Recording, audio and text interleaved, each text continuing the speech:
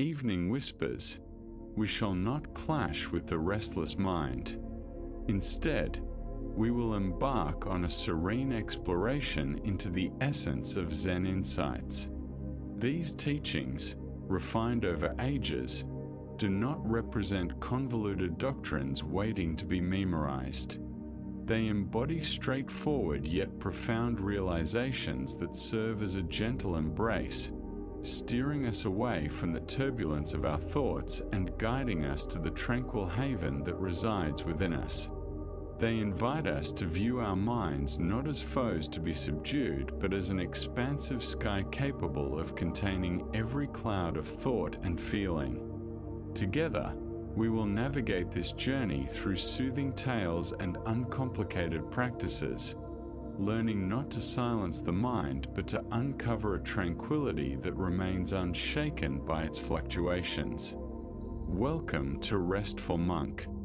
This space is yours, a sanctuary where you can lay down your burdens and be enveloped in stillness. There's nothing you must achieve here. No particular state of mind to reach. Simply allow my voice to gently steer you. Let these words flow over you like a calm stream, washing away the day's dust. For now, all you are asked to do is breathe, feeling the soft rise and fall of your body. Our voyage into stillness starts with a compassionate and sincere gaze upon the nature of our own minds. It begins by recognizing the perpetual buzz of activity, the restless energy that often keeps us alert. In Zen, this phenomena is sometimes referred to as the monkey mind, a fitting and vivid depiction of how our awareness hops from one thought branch to another without pause, grabbing onto a worry, then a memory, then a daydream in an ongoing agitated dance. This does not signal that something is wrong with you. Rather, it illustrates the untrained essence of the mind. The path towards tranquility does not lie in confining the monkey, but in learning to coexist with it, observing its antics with gentle, friendly patience until it too learns to settle. There is an ancient tale about a young artist named Kai who resided in a village beside a vast, placid lake. His singular ambition was to capture the perfect reflection of the full moon upon the water's surface, aspiring to encapsulate its flawless silver stillness and serene, silent glow. Each month during the full moon's night, he would bring his finest brushes and silks to the shore, only to be thwarted by the slightest imperfections. A soft breeze would send thousands of tiny ripples across the water, shattering the moon into a glittering choreography of light. A fish would leap, and the rings from its splash would warp the ideal circle. An insect would settle on the surface, causing subtle tremors. Frustrated, Kai attempted to gain control over the lake. He hurled small pebbles into the water, hoping to neutralize the ripples, but this only generated more disorder. He held his breath, thinking that his own stillness could compel the lake to become tranquil. His agitation grew, and his paintings became tight, frustrated, lifeless. One evening, an elderly monk from a nearby temple perched on the mountainside approached the shore and observed the young artist's turmoil. He watched quietly as Kai grumbled at the wind and glowered at the dancing reflections. The monk settled on a rock beside him. "The water is a rather unyielding student, isn't it?" he remarked gently. "It refuses to still for you." Exasperated, Kai turned to the monk, asking, "Master, how can I capture the moon when the water does not comply? How can I discover stillness amidst all this movement?" The monk refrained from giving a direct answer. Instead, he pointed towards the lake. "You seek to paint the moon," he said, "yet you refuse to paint the water. You perceive the ripples as a flaw, an adversary to your art. But are they? He gestured toward the swaying, the sparkles, the perpetual change. This is the nature of the water. It is not a hindrance to the moon's reflection. It's the very way in which the water mirrors the moon. Then he invited Kai to set down his brushes. Tonight, advised the monk, do not identify as a painter. Be the lake. Just sit. Experience the breeze against your skin in the same manner the water does. When thoughts of frustration arise, let them be ripples. Do not combat them. Do not strive to smooth their surface. Merely observe them spread and then fade. Focus on the thoughts. Observe the water. Watch the moon. Do not attempt to make them anything other than what they inherently are. Having no other recourse, Kai followed the monk's guidance. He sat in the quiet darkness and for the first time, just observed. He noticed his own thoughts of impatience blossoming and dissipating. He observed the water glistening and shifting. In that observation, a profound stillness enveloped him. He recognized that his own restlessness was the most significant disturbance of all. After a significant stretch of time, the wind eventually calmed. The water transformed into a flawless black mirror. The moon hung silently and perfectly within it. Yet now, Kai's eagerness to paint had shifted. He understood that beauty resided not just in the stillness but within the entire experience. He discovered his peace, not by compelling the lake to be still, but by permitting his own mind to exist as it was. The narrative of Kai and the lake mirrors our relationship with our minds. At night, we lie awake in bed, much like the painter, desiring a perfect serenity. We crave a mind that serves as an immaculate mirror so we can drift into slumber. Any thought, concern, or memory that surfaces is perceived as an adversary, a ripple disrupting our calm. We endeavor to force it into stillness, telling ourselves, I must stop thinking. We struggle to cast aside the thoughts, akin to Kai tossing pebbles into the lake. This conflict, this resistance, breeds the agitation that keeps us alert. The wisdom of Zen extends a profoundly different invitation. It encourages us to set aside our brushes, release our expectations, and simply become the observer. Your mind is the lake. The thoughts are the ripples. They are not errors. They reflect the natural occurrences of the mind. They are not barriers to your peace. They represent simply what the mind is engaging in at this moment. Tranquility is not found in the absence of thoughts, but in transforming our relationship with them. When we can perch ourselves along the shores of our own, the serenity of observation. As we cultivate the ability to perceive thoughts as they arise and dissipate without becoming entangled, without judgment, and without a desire for them to change, we unearth a profound stillness that has always been present. This stillness embodies the observer within us, the expansive, quiet awareness that encompasses all mental activity. It's akin to the immense, silent night sky that contains both the moon and the fleeting clouds. The clouds can never tarnish the sky. Likewise, your thoughts cannot mar the pure awareness that reflects your essence. To embody this wisdom in your experience right now, practice being the gentle observer of your own mind. There's no need to adopt a specific posture. You can engage in this practice while reclining here, ready to drift into sleep. The initial step involves simply recognizing what is present without judgment. Observe the state of your mind. Is it preoccupied? Is it tranquil? Is it anxious? Whatever you find, allow it to exist as it is. There's no necessity for change. Next, softly shift your focus to the physical sensation of your breath. Feel the air flowing in and then out. Your breath acts as your anchor. It consistently resides in the present moment. It's the stable rock upon which you can sit and observe the lake of your thoughts. As thoughts naturally emerge, your practice is merely to notice them. You need not pursue, analyze, or dismiss them.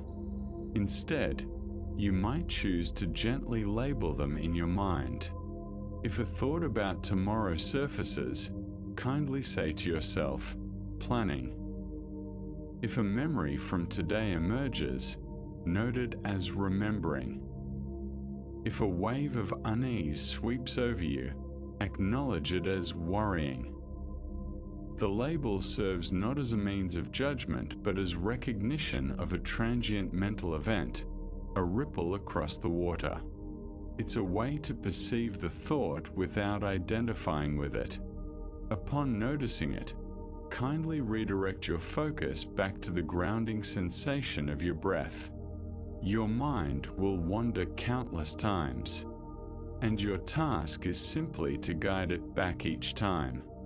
With each return, adopt the tender patience reminiscent of a seasoned monk. There is no frustration, no feeling of failure. Each instance of returning to the breath signifies success. It represents a moment of awakening from the dreamlike state of thought and resting in the tranquility of now. Permit the thoughts to be like clouds, the breath to remain as your anchor, and allow yourself to exist as the boundless open sky. Let's take a brief moment here. Sense the soothing rhythm of your breath, a calm anchor in the passage of time. Allow your body to relax, releasing any tension you may be holding. Let the remnants of your day dissipate into this serene space of rest. We continue our exploration by delving into a truth that may seem counterintuitive in our contemporary world: the wisdom of non-action. Our lives are often defined by effort, ambition, and accomplishment.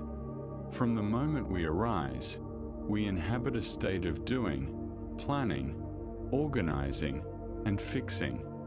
We are led to believe that success is the result of increased effort. This entrenched mindset even follows us to bed.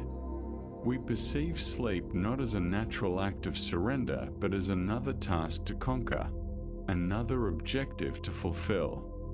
We lie down and think, "I must fall asleep now," and then we begin to strive. This very effort, this act of trying, often serves as the primary barrier to achieving restful sleep. Zen wisdom invites us to discover the significant power of wu-wei, or effortless action, the art of relinquishing the struggle and permitting events to unfold in their own time. In a village celebrated for its master woodworkers, there lived a young carpenter named Lin. Lin was strong and driven, convinced that mastery was defined by force and control. He fought against the wood while working. If the grain proved challenging, he would exhaustively force his chisel through it. If a board was distorted, he would attempt to clamp it into submission. His workshop resonated with the sounds of struggle, echoed by grunts, splintering wood, and frustrated sighs. His work was practical but always rigid, lacking the vibrancy and elegance characteristic of the creations crafted by the village's elder master. The old master, known as Wei, labored in a small, tranquil workshop by the river. Despite his frailty, his creations were fluid and exquisite. People claimed he did not carve the wood. Rather, he merely unveiled the shapes that lay hidden within. One day, after yet another frustrating encounter with an obstinate piece of oak, Lin sought to observe the master at work. He was captivated. Wei seemed to exert minimal effort. His hands moved with a slow, graceful dance alongside the wood. He would spend considerable time merely holding a piece of timber, feeling its weight, and tracing its grain with his fingers, as if listening to its whispers. His chisel appeared to follow the natural path revealed by the wood itself. Curious, Lin asked, "I use all my strength, yet my work feels clumsy. You, with so little force, create pieces that breathe life. What's your secret?" Wei smiled, setting down his tools. He picked up 2 small sticks from the floor. "This," he said, holding one stick horizontally, "represents your will. And this, holding the other stick vertically, signifies the wood's will, its innate nature as it grew. You attempt to impose your will against the woods, creating a struggle," he explained, pressing the 2 sticks together in a cross shape. This results in much resistance and splintering. He then laid the stick depicting his will alongside the stick representing the wood, pointing in the same direction. "I do not confront the wood with my will," he said gently. "I listen to the wood. I understand its nature, its strengths, and its weaknesses. Then I align my will with its own. We move together, and the process unfolds without conflict. The wood reveals to me how it wishes to be shaped, and I simply assist its journey. The true art lies not in force, but in receptivity and alignment." The old master's wisdom embodies the essence of learning how to fall asleep. Sleep, like the grain of the wood, possesses its own nature and will. The art of surrendering to rest. It's a natural phenomenon of both body and mind, a profound submission. It cannot be achieved through sheer willpower. The more we attempt to suppress or control it, the more it evades us. When we find ourselves lying in bed, our minds racing with the insistence of sleep, we exert our will against the innate flow of rest. This results in tension, anxiety, and a state of hyperexcitement, which is the very opposite of the tranquility needed for slumber. We glance at the clock, counting down the hours remaining, becoming frustrated with our wandering thoughts. We wage war against the current moment, striving to force a future state of being to manifest. This is the internal conflict faced by Lin in his workshop. The wisdom of non-action calls us to embody the mastery of surrender. It prompts us to cease our resistance and begin attentive listening. It encourages an alignment with the natural rhythm of rest rather than demanding it. This involves relinquishing the pursuit of sleep itself. It may sound contradictory, yet the moment we let go of our desperate urge to fall asleep is frequently when the gateway to slumber can actually swing open. This represents a profound trust in your body's inherent ability to rest. It is a confidence that if you cultivate the appropriate environment, peaceful surroundings, a cozy bed, and a relaxed mind, sleep will come forth naturally in its own time. The skill lies not in trying to sleep, but in releasing all that obstructs your path to sleep. To nurture this practice of non-doing, you can begin by altering your intentions. As you lie there, consciously abandon the aim of falling asleep. Substitute it with the simple intention to rest. Resting is something you can actively engage in. Sleep is a spontaneous occurrence. Allow your sole focus for the next little while to be to calm your body and mind as best as possible. Start with the physical body. Direct your awareness to all the points where your body connects with the surface beneath you. Feel the weight of your head resting on the pillow. Become aware of the heaviness of your shoulders, back, hips, and legs. With each breath out, envision yourself releasing a little more tension. Allow yourself to be fully supported. Let gravity take charge. You are not required to hold yourself upright. You can relinquish your weight. Then, extend this attitude of letting go to your muscles. Gently scan your body with your awareness, acknowledging any areas of tension without the need to resolve them. Notice the delicate muscles around your eyes. There's no obligation to attempt to relax them.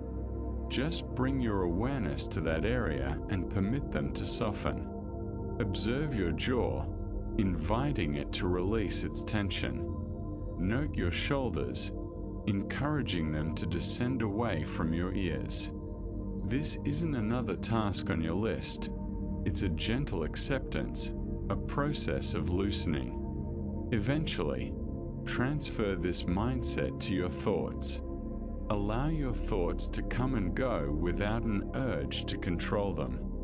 Let them exist. Your only responsibility is to remain rested in the awareness that lies behind these thoughts.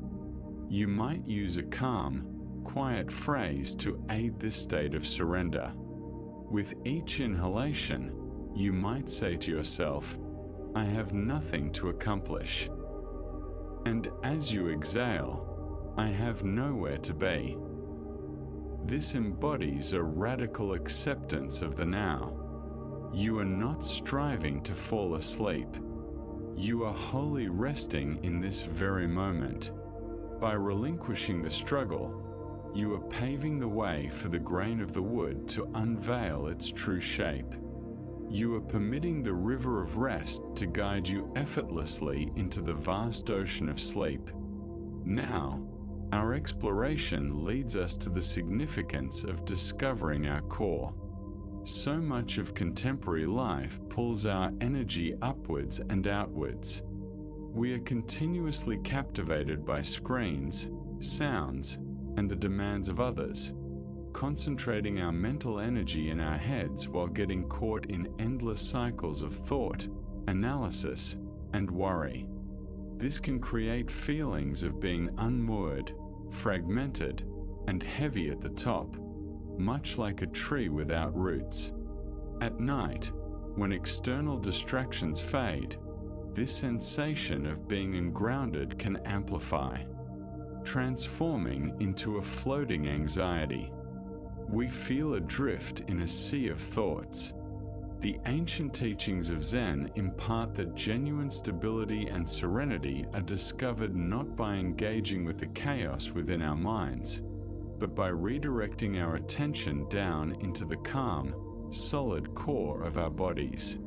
There is a tale of a young woman named Amy who aspired to become a master archer. She possessed sharp eyesight and physical strength. When she practiced alone in her backyard, her arrows soared with elegance and accuracy, often hitting the center of the target. However, in competitions, her prowess would abandon her. The crowd's presence, the judge's scrutiny, the pressure to excel, all of these factors would unleash a storm of anxiety within her mind. Thoughts would race. What if I fail? Everyone's watching. I cannot miss.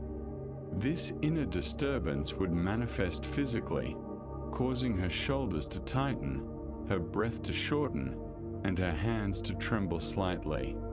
Her arrows would stray from their intended target. Disheartened, she sought wisdom from a Zen master renowned for his archery skills.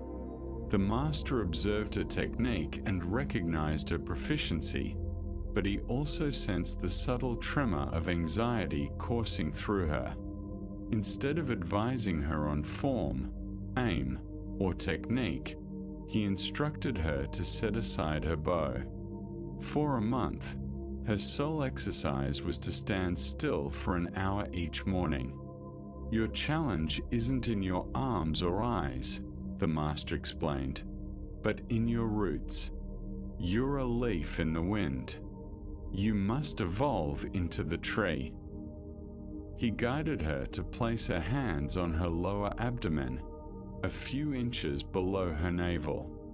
"This is your hara, your core," he said. "It is your energy's foundation. All the frantic thoughts swirling in your head are mere leaves rustling in a tempest. Don't waste your strength trying to calm the leaves. Redirect your focus down from the storm in your mind to the peaceful earth of your center. Breathe into this space. Sense its firmness. Learn to dwell here." Amy dedicated herself to this practice, allowing her energy to root and stabilize, discovering in the process that true mastery emerges from a place of grounding and ease. The art of embracing imperfection. Her journey began with a challenge. Initially, it was frustrating. Her thoughts would frequently drift back into familiar patterns of anxiety, but she patiently guided them back to the soothing sensation of her breath filling her abdomen. Gradually, she began to sense a transformation. She felt more centered and solid, as if she were drawing strength from the very ground beneath her. The constant noise in her head didn't vanish, but it felt distant and less significant, like the rustling of leaves in the wind. It no longer defined her. When the teacher finally permitted her to take up her bow again, she stepped onto the range with a newfound sense of awareness. The spectators were still present. The pressure remained. Yet, she had found a point of stability within herself. As the familiar fears bubbled up, she didn't resist them. Instead, she focused her awareness on her center, on the slow, steady rhythm of her breathing. She drew the bow with relaxed arms, her thoughts quieting, her energy stemming from that deep, rooted place. The arrow soared quietly and accurately, embedding itself in the bullseye. Amy's evolution from overthinking to embracing stillness is a journey we all can embark upon, especially when we seek respite. The turmoil of anxiety, the endless cycle of what ifs, the replaying of past conversations, all of this reflects the chaos of leaves caught in a whirlwind.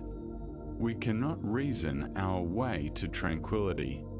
Attempting to resolve anxiety through overanalysis is akin to trying to extinguish fire with oil. It merely fuels the flames. Zen philosophy presents a clear and impactful alternative. Redirect your focus. Shift your attention from the whirlwind of thoughts to the tangible sensations within your body, particularly to your center of gravity. This area, known as the hara, serves as a source of profound stillness and strength. It transcends concepts or ideas. It is an immediate, physical experience. When your awareness resides here, your breath instinctively deepens. Your nervous system starts to stabilize. You feel more anchored, more connected to the earth. This practice might not eliminate your thoughts, but it diminishes their intensity. By detaching your focus from the storyline of worries and anchoring it in the concrete reality of your body, those thoughts lose their grip on you. They may still flutter around, yet you become like a steady tree, rooted in place and undeniably present. This transition from cognitive overactivity to bodily awareness is one of the most effective ways to access the deep peace that precedes slumber. To nurture this connection to your core, try a simple grounding meditation right now. As you lie here, if it feels comfortable, you may gently place one or both hands on your lower abdomen. This physical touch can assist in drawing your attention inward. Now, begin to direct your breath into that space. As you inhale, visualize the breath traveling beneath your hands, filling your belly like a soft balloon. As you exhale, experience the gentle sinking, the release. Do not force your breathing, simply invite it to deepen softly. Notice the warmth from your hands seeping into your body. Feel the gentle rise and fall beneath your hands. Allow this to be your entire focus.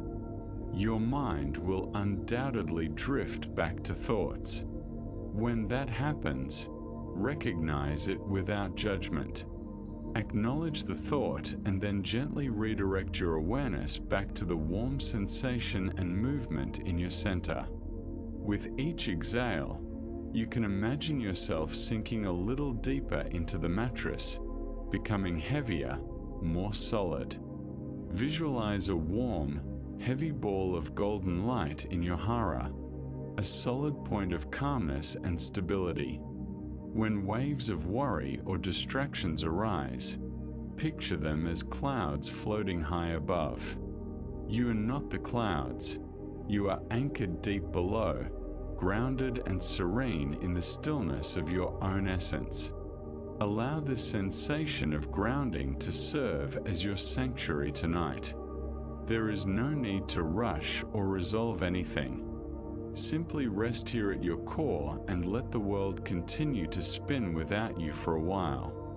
Having established a sense of stability in our center, we can now examine our thoughts with gentleness and compassion.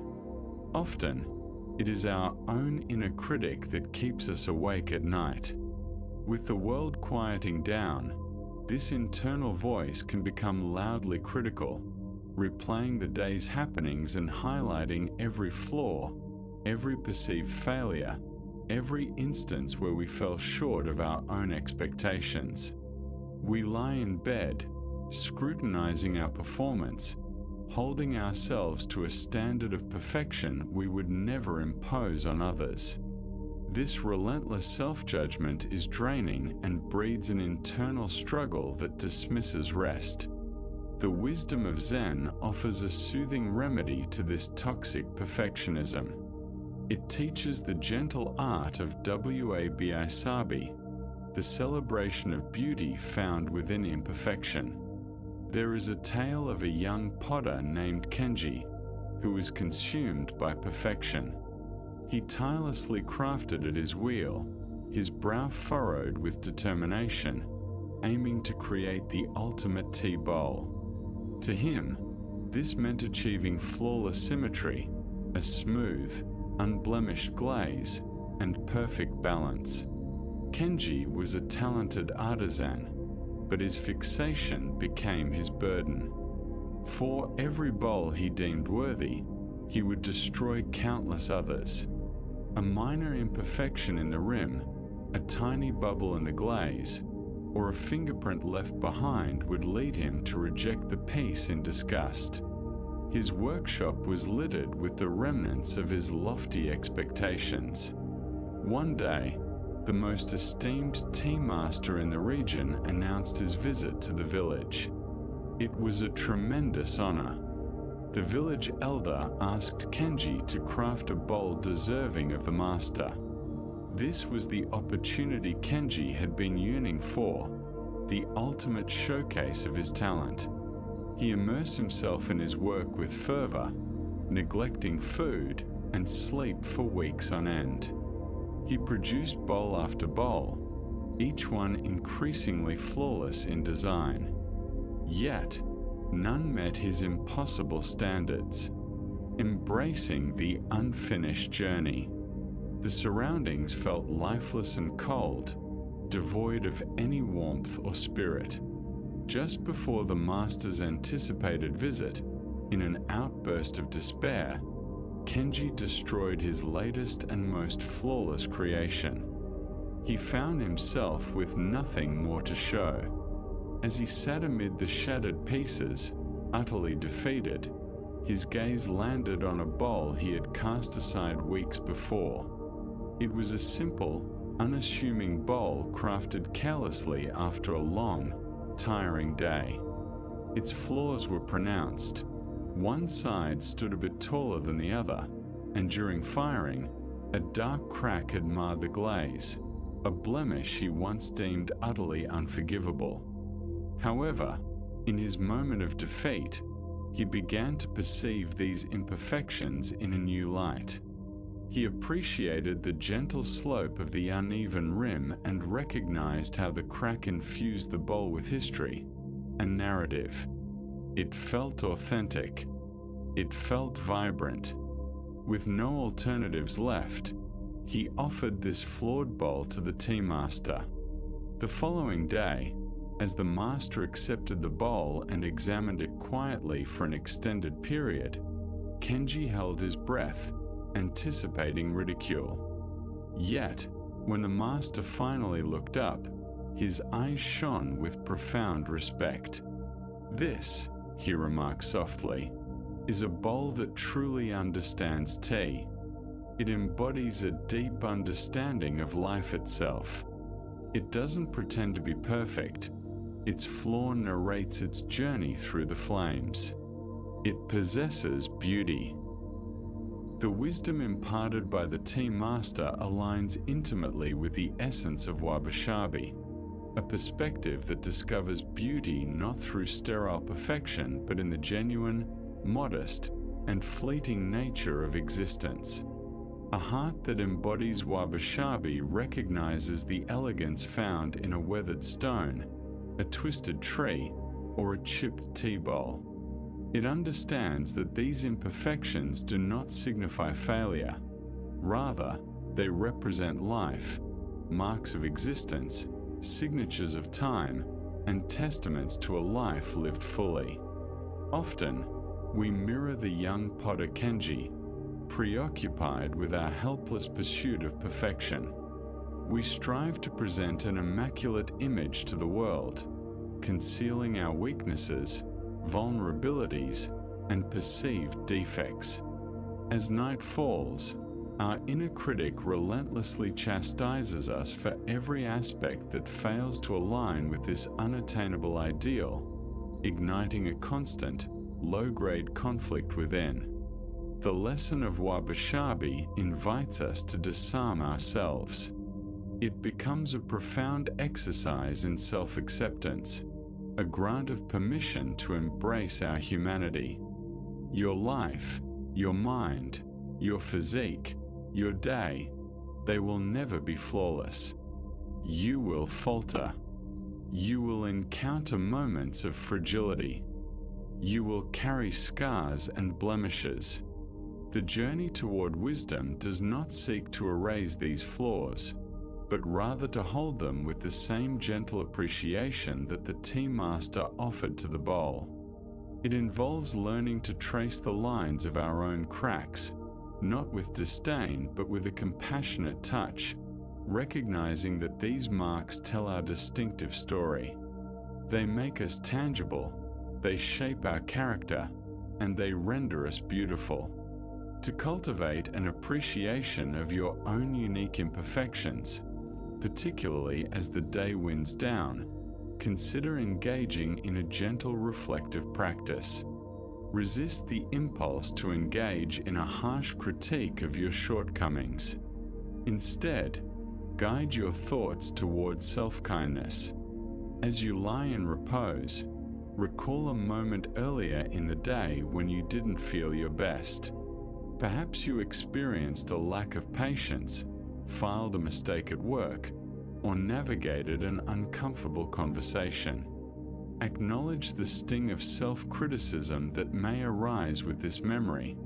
but observe it without becoming enmeshed.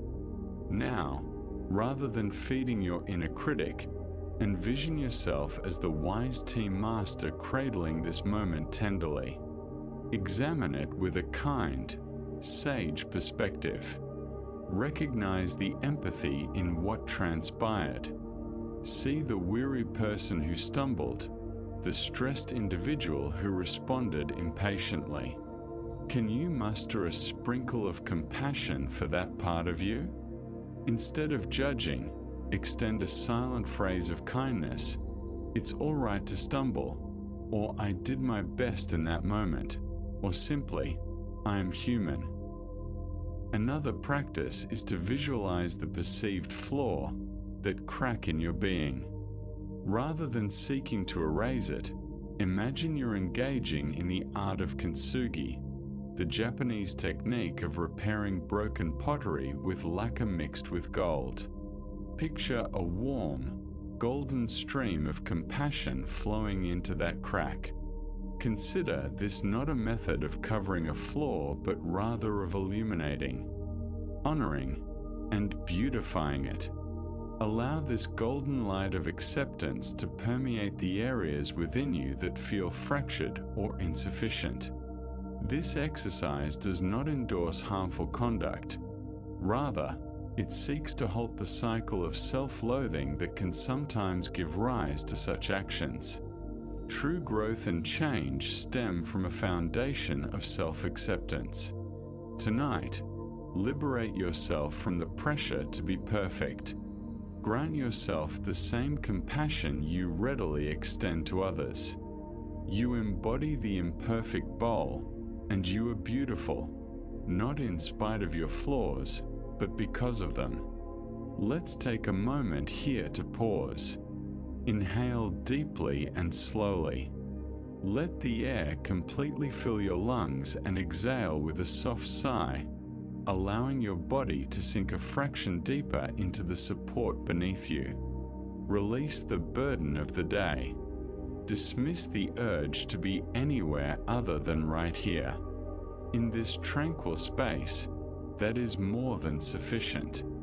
As we begin to embrace our imperfections, we can shift our focus toward one of the most fundamental truths of our existence. A truth that, once accepted, has the power to alleviate much of our anxiety. It is the understanding of impermanence. Our minds naturally strive to create a sense of stability in an ever-changing world. We cling to the things we cherish, whether it's a moment of joy, a meaningful relationship, or our own youth and vigor, often wishing they could last indefinitely.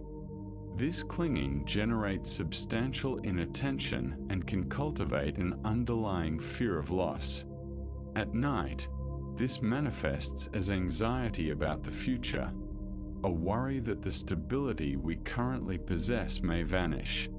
Similarly, we clutch onto our pain, identities, and narratives, fearing what will occur if we let them go. The Buddha's teachings remind us that teaching the concept of impermanence isn't a dreary statement that everything eventually vanishes. Instead, it's an empowering invitation to embrace the graceful currents of life without resistance. There's a story of a powerful king who ruled over a vast empire filled with riches and influence. He possessed everything one could dream of. Yet, despite his fortune, he was a profoundly anxious individual. The source of his greatest joy came from watching the clouds from the highest point of his palace. He adored their stunning shapes and their radiant colors at dawn and dusk. To him, they represented the essence of beauty and perfection.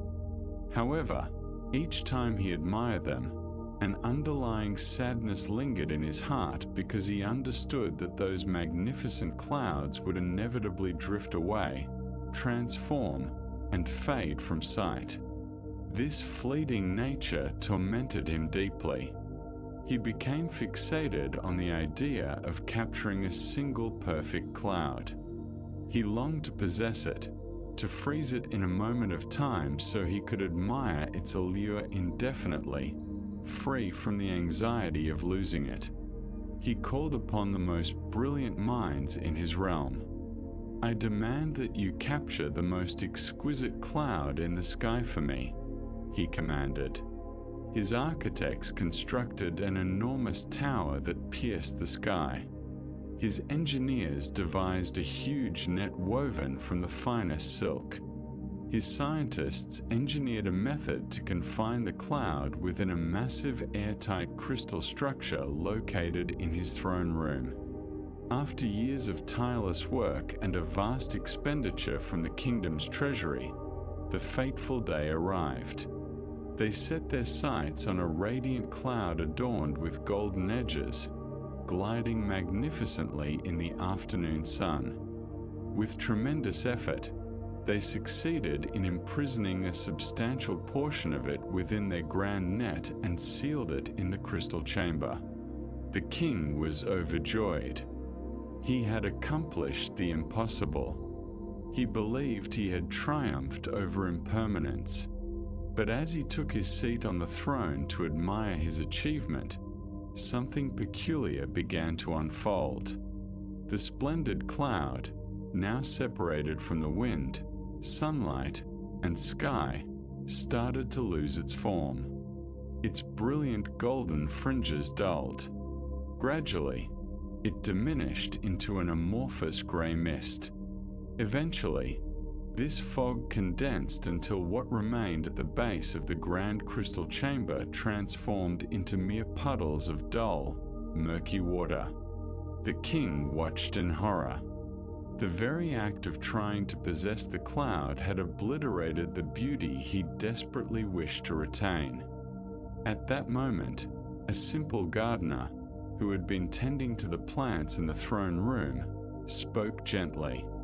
"Your Majesty," he offered, "you can only appreciate a cloud by allowing it to roam freely. Its allure resides not in its shape but in its movement." The folly of the king mirrors our own.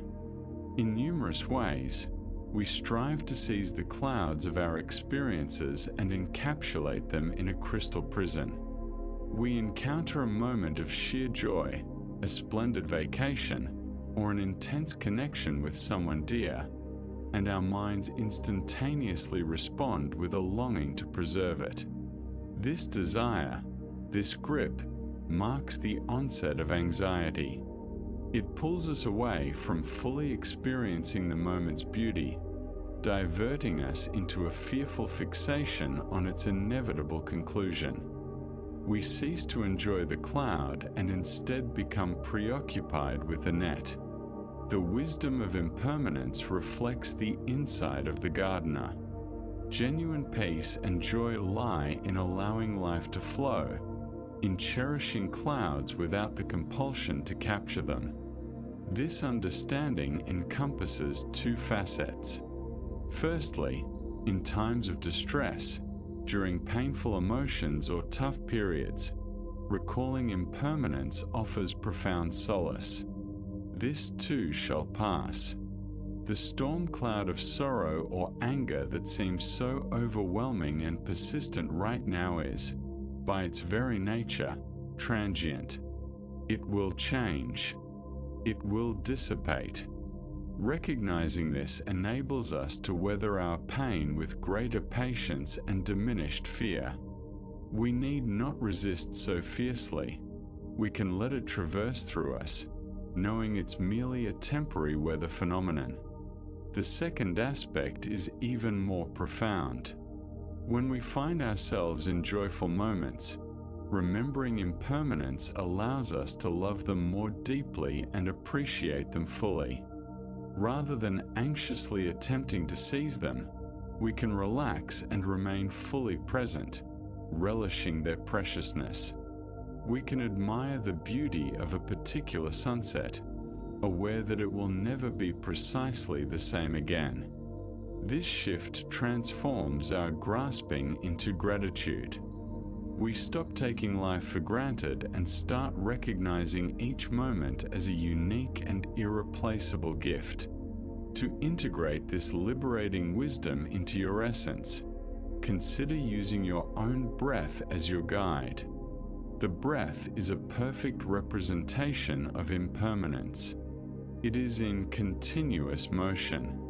Each inhalation marks a beginning. A fleeting pause follows. Each exhalation represents a conclusion, a release that creates space for the next inhalation. You cannot cling to the breath. Attempting to hold on to the inhale is to invite suffocation. To live is to engage in this ongoing rhythm of emergence and dissolution. As you lie here, bring your gentle and complete focus to this rhythm. Sense the entire journey of one inhale from start to finish. Then experience the full journey of one exhale. Observe the subtle, ceaseless change. There is nothing to grasp. Simply rest in this flow. This is the universe's rhythm, unfolding within you at every moment. Now extend this practice to the events of your day. As you continue to breathe softly, allow the moments of your day to float through your consciousness. A conversation, a meal, a moment of annoyance, a moment of ease.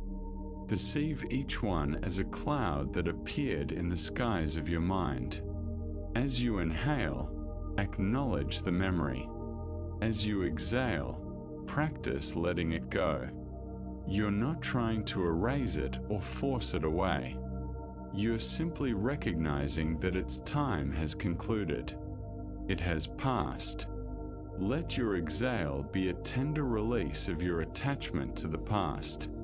This practice is particularly beneficial for cherished moments your mind wishes to cling to and for unpleasant moments your consciousness seeks to resist. With each breath out, you train the mind in the graceful practice of release. You are learning to be like the open sky, permitting all the clouds of experience to flow without the need to capture a single one. Embracing freedom through awareness. This is liberation. This is tranquility. This is the understanding that enables you to rest deeply in harmony with the beautiful, ever-shifting current of existence. As we come to terms with the fluid and transient nature of our experiences, we are guided toward a more nuanced and profound realization. It's common to feel overwhelmed by our own minds. The multitude of thoughts, memories, anxieties, and plans can create an inner world that feels condensed, chaotic, and at times, stifling.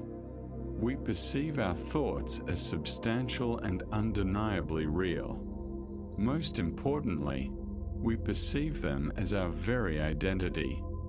We believe we are the origin of these thoughts, the inner voice narrating our lives. This identification can create a sense of confinement, as if we are ensnared in a small room with a relentless narrator. Zen practice encourages us to challenge this belief, to seek the space behind the ideas, the silence that encompasses the noise. This is the entry point to grasping the freeing inside of emptiness. There's a tale of a novice who aspired to master the art of calligraphy under the guidance of a revered Zen teacher. The apprentice, named Ren, was instructed to create the enso, a circle formed with a single, fluid brushstroke. In Zen, the enso represents the universe, enlightenment, and the void. Ren dedicated months to his practice, yet frustration enveloped him. His concentration fixated on the brush, the ink, the line. He attempted to control every element of the stroke to craft a flawless, solid black circle. However, his circles consistently appeared rigid, heavy, and lifeless. They resembled black cages more than symbols of the cosmos. One day, the master arrived to observe Ren's practice. He noticed the tension in Ren's shoulders, the firm grip on his brush, and the intense focus on the dark ink. The master took a clean sheet of paper. He did not touch a brush. Instead, he simply sat in contemplation of the pristine white canvas. "Ren," he said, "you are attempting to draw a circle. Your focus is solely directed at what you are adding with the ink. You are overlooking what is already present."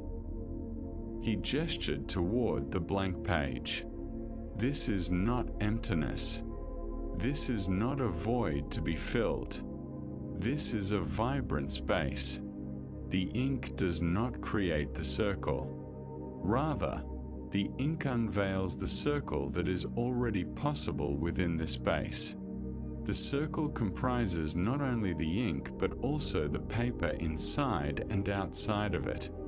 The ink shapes it, but the emptiness animates it. Stop trying to sculpt a thing. Instead, learn to sense the space. The space is not your adversary. It is your ally." Ren was bewildered but trusted his master. He ceased practicing his strokes. For many days, he simply sat and meditated on the empty paper. He began to feel the boundless, silent potential contained within that white expanse. When he finally lifted his brush again, his intention transformed. He was no longer attempting to impose a black line upon the page. He dipped his brush and, with one deep, centered breath, allowed a circle to flow forth from silence. The stroke was fluid, effortless, and vibrant. For the first time, his circle was not a cage, but a portal into a wide, open universe.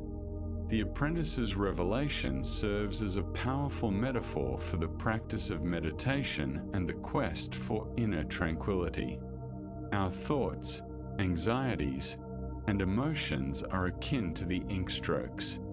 Typically, we are wholly identified with them. We consider them substantial, real, and defining of our identity. We feel overwhelmed and confined by their incessant activity. The wisdom of shunyata, or emptiness, echoes the Master's counsel to acknowledge the space. Emptiness here does not imply a nihilistic void. It means our thoughts and feelings lack an enduring, independent essence. They are reminiscent of the inkstroke. They cannot exist without the paper, the silent, expansive consciousness from which they arise. This consciousness, this awareness, is like the empty space on the page. It is perpetually present, silent, vast, and serene, beneath and around the clamor of our thoughts. It remains untouched by the content of our minds, just as the paper is never truly marred by the ink. Peace does not stem from striving to hold thoughts or cleanse the page. Peace emerges by redirecting our focus from the ink strokes of thought to the expansive canvas of awareness itself.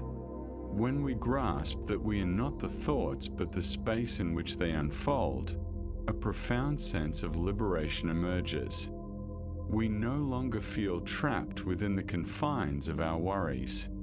We become the entire page, encompassing it all with a calm, spacious ease.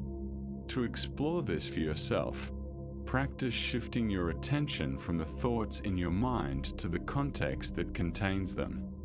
This delicate but impactful exercise begins by tuning into the sounds surrounding you. It might be the whir of a fan, a car in the distance, or the rhythm of your own breath. These sounds are akin to the ink strokes.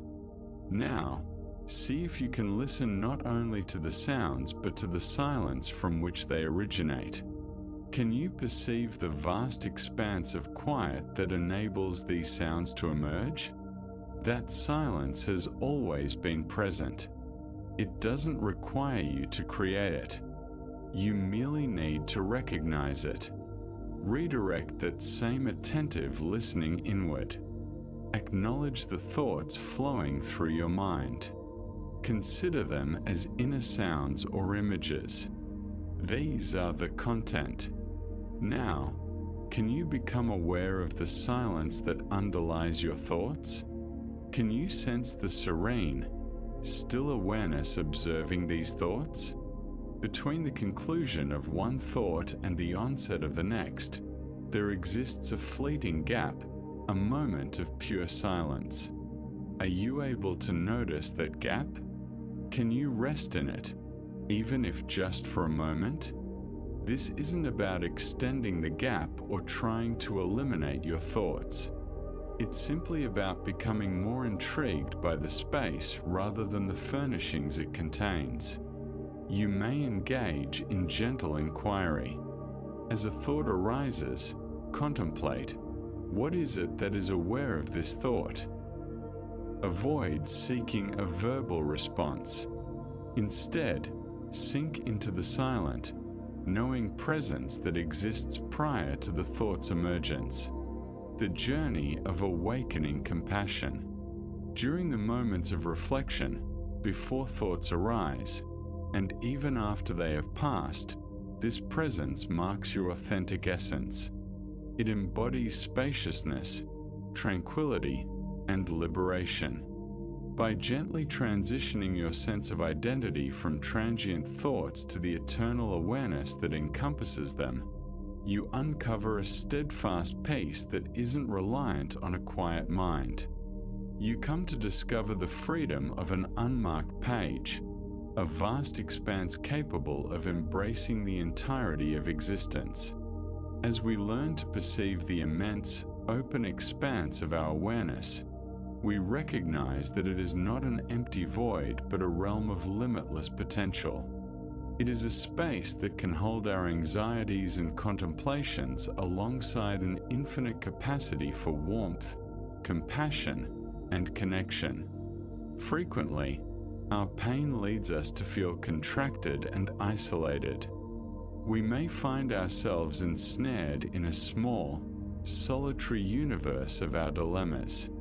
Our hearts, in efforts to shield themselves, can harden and shut down, especially during the dark hours. This sensation of separation can become quite pronounced. The wisdom offered by the Buddhist path teaches that the key to healing this sense of disconnection lies in the deliberate nurturing of compassion, both for ourselves and for others. It's the practice of acknowledging our interconnectedness and realizing that an open heart fosters a tranquil spirit. Consider the tale of a monk named Deva who resided in a monastery situated on a cliff overlooking a majestic river. Deva was a man of exceptional discipline and intellect. He was well versed in scripture and his meditation was both focused and keen, yet his heart remained hard as stone. He looked down upon the villagers living by the riverbank, perceiving their chaotic existence, their struggles, and their attachments as indicators of spiritual immaturity. He felt above and apart from them, convinced that the path to enlightenment was a solitary ascent above the disarray of earthly life.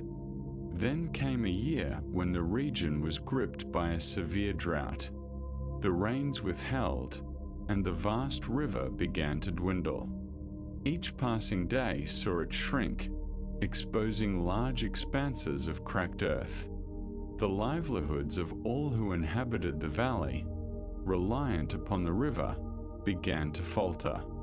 From his elevated vantage point, Deva observed the villagers' plight. He watched the animals grow gaunt and felt a profound sense of cold detachment. He thought to himself, "This is the essence of suffering. It holds no relevance to me."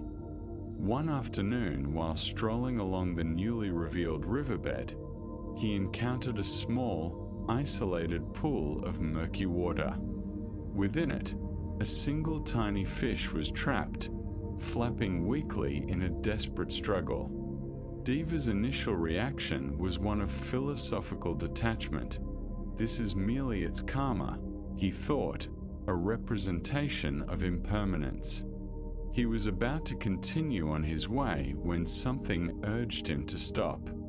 He gazed at the fish, its gills gasping for breath, its body caked in mud, its life force dwindling. In that instant, he experienced a shift. For the first time, he no longer perceived this creature as separate from himself. A sudden, poignant ache resonated in his chest, mirroring the fish's desperate fight to survive. He felt its thirst, its fear, and in that moment, he saw his own pursuit of peace reflected in this tiny being's struggle for existence. The hardened walls around his heart began to crumble. Without a second thought, he stepped into the mud, gently lifted the fish in his hands, and carried it downstream to where the main channel still flowed, releasing it into the depths of the river. As he observed the fish swim away, a profound transformation occurred within him. He realized the river represented more than mere water flowing through the valley. It symbolized the essence of life itself, binding him to the fish, to the villagers, to every living being. Their anguish was inseparable from his own. It was a collective experience. He returned to his monastery transformed, no longer as someone above the world, but as one who is deeply and compassionately embedded within it. From that day forward, his meditation evolved from a cold, rigid practice into a warm, expansive approach, encompassing all of life within his heart. Deva's awakening by the river exemplifies the core of compassion, or karuna. It marks the moment we cease being detached onlookers of suffering and allow ourselves to connect with it deeply. Compassion transcends pity. It is not a condescending glance from above. Instead, it embodies empathy, the capacity to resonate with another's experience and recognize our shared vulnerabilities. It expresses a genuine wish for all beings to be liberated from their suffering. This profound heart state often intertwines with its counterpart, metta, or loving kindness, which embodies the heartfelt desire for all beings to experience happiness and well-being together. Together, these two elements serve as the wings of awakening. Intellect and wisdom form one wing, but without the balance of compassion, we cannot soar. This practice serves as the most effective antidote to mental states that obstruct our peace: fear, anger, judgment, and isolation. A heart that harbors judgments against itself and others is tense and constricted. Conversely, a heart radiating kindness is gentle, open, and at ease. Importantly, this journey must commence from within ourselves. We cannot extend compassion from an empty vessel. Many individuals find it simpler to feel compassion for a suffering animal or a friend than to extend that tenderness towards themselves.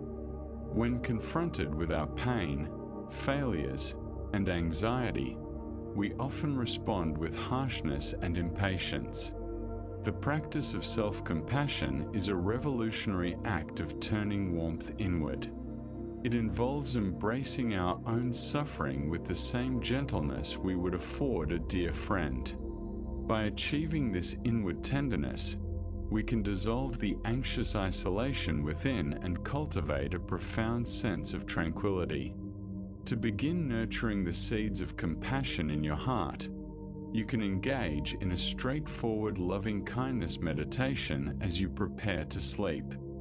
This practice focuses not on forcing feelings but on gently setting an intention. The sincerity of the wish is what truly matters. Find a comfortable posture, and if it feels natural, place a hand over your heart center. This gesture serves as a reminder of gentleness. Begin by conveying kindness to yourself. Silently and slowly, repeat these phrases in your mind, allowing them to resonate. The landscape of your mind. As you nurture the seed of gratitude, you are enriching your inner garden, allowing it to flourish and bloom. After a couple of moments, gently release this thought and return to the sensation of your breath. Feel the air moving in and out of your body, anchoring you in the present moment. By adopting this gentle practice of cultivating and nurturing positive thoughts and emotions, you are slowly transforming your inner narrative. Remember that each time you choose to shift your focus from worries to gratitude, you are making a decision to cultivate peace, resilience, and joy in your life. Maintaining an attitude of kindness towards yourself is vital in this journey. Like a good gardener, recognize the effort it takes to create a beautiful, thriving space amidst the chaos and occasional weeds. Understand that it's perfectly normal to find persistent thoughts creeping in, much like weeds that stubbornly return after being pulled. Respond to these with compassion rather than frustration. Remind yourself that you are on a path of growth, learning, and gradual transformation. As you settle more deeply into this practice, send goodwill and kindness not just to yourself, but also to others in your life. Start with familiar faces, then broaden your focus. Feel the warmth spread through your heart as you offer your thoughts of safety, happiness, health, and ease to those around you. Friends, family, co-workers, even strangers in your community. Envision this warmth enveloping everyone, realizing how deeply connected we all are in our desires for peace and contentment. Finally, expand this goodwill to all beings in the world, allowing your heart and mind to embrace the entirety of existence. Repeat softly or in your mind, "May all beings be safe. May all beings be happy. May all beings be healthy. May all beings live with ease." This practice opens the door to connection, community, and a shared sense of humanity. Over time, you cultivate a larger, compassionate perspective that acknowledges the struggles and joys of others, reinforcing a sense of belonging and interconnectedness. As you conclude this period of reflection and nurturing, take a moment to appreciate the growth you've fostered within yourself. Recognize that even the smallest act of kindness or a whisper of gratitude can shift the emotional landscape not only for yourself but also for those around you. You are part of a vast cycle of giving and receiving, planting seeds of goodwill that may blossom in many unexpected ways.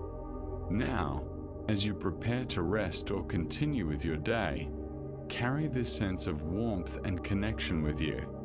Let it remind you of the nurturing garden that exists within, a space you have the power to tend and transform.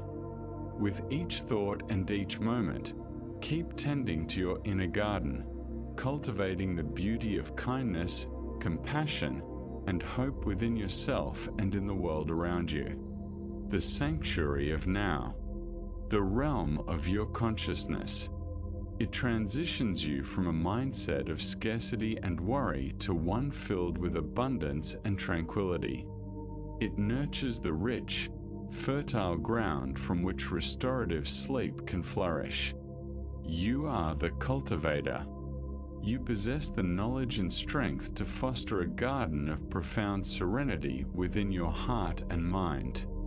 The path we've navigated, from observing the mind to nourishing the heart, guides us to a crucial and essential haven of peace. Much of our internal conflict stems from a fundamental truth. We are seldom fully engaged in the present.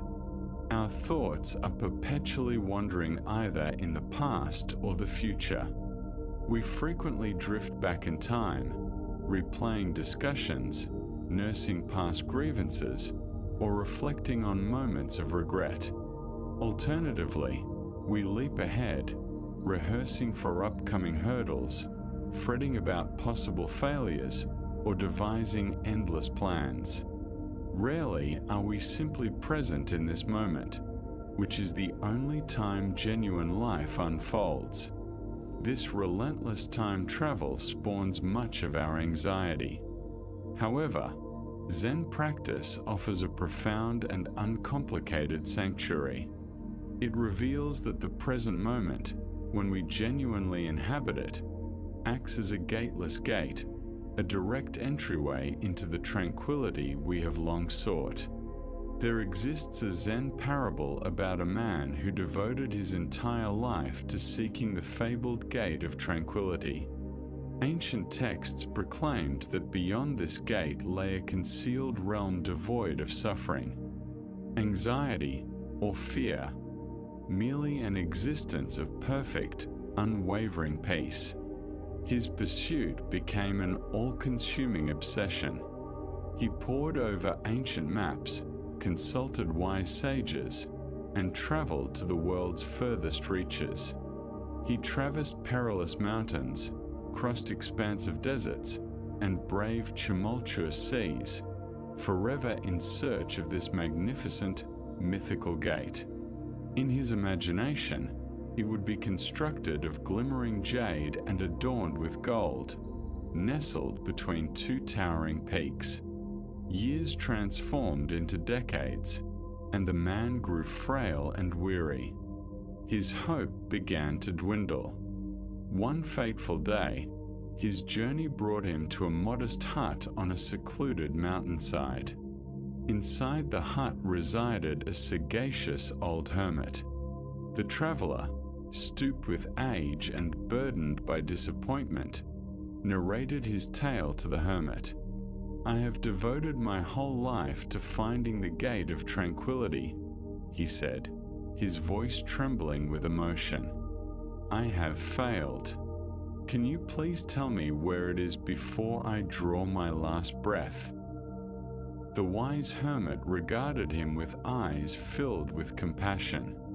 He remained silent, simply indicating a place for the man to sit. He meticulously prepared a pot of tea, moving with deliberate mindfulness. He poured a cup and offered it to the traveler. "Tell me," the hermit inquired gently, "what sensations do you feel in your hands at this moment?" The traveler, taken aback by the question, focused on his hands for the first time in ages. "I can feel the warmth of the cup," he replied. "Excellent," said the hermit. "And what do you hear?" The traveler listened attentively. "I hear the wind rustling through the pines outside your hut, my own breath, and the steam rising from your tea." The hermit continued, "What does it look like as it dances in the air?" The traveler observed the steam, captivated by its elegant, ever-changing shapes. In that instant, observing the steam, feeling the warmth, and hearing the wind, his anxious, searching mind quieted. A wave of peace he had never experienced enveloped him. His gaze met the hermit's, wide-eyed with newfound understanding. The hermit smiled, a knowing smile that radiated depth. "You have scoured the world for a grand gate to enter," he said. "But the gate of tranquility isn't a destination one arrives at. It has no physical entrance. It is perpetually here. The sensation of the warm cup in your hands, that is the gate. The breeze in the trees, that is the gate. This very breath you are taking now, that is the gate. You have traversed it countless times throughout your journey, yet your mind was always fixated on the next peak to ascend, causing you to overlook the fact that you are already here. The tale of the traveler mirrors our lives. We all yearn for a future state of peace. We convince ourselves tranquility will come once we resolve financial issues, mend relationships, achieve our aspirations, or finally secure a restful night's sleep. We perceive peace as a faraway destination, a place we must reach. The most transformative and liberating teaching of Zen is that peace is not a destination. It is our fundamental starting point. It embodies the essence of this present moment when we cease to cloud it with thoughts of past and future. The gateless gate epitomizes a well-known Zen dilemma. The pathway to enter is to realize that you are, and have always been, inside. The sole barrier to experiencing the peace of the present moment is our belief that it exists somewhere else. Our thinking mind acts as a cartographer, perpetually striving to chart a course away from the here and now. Yet, all the maps divert from the treasure, which is consistently right under our feet. When we can release our narratives, our striving, our frantic searches, and simply immerse ourselves in the direct sensory experience of this moment, the gate dissolves, and we discover that we have been home all along. This is not something intricate. It is the most straightforward thing imaginable. It is the sensation of your body inhaling and exhaling. It is the touch of the blanket against your skin. It is the gentle vibration of stillness in the room. This is reality. And within this uncomplicated, direct reality, unshackled from our mental constructions, lies a profound and simple serenity.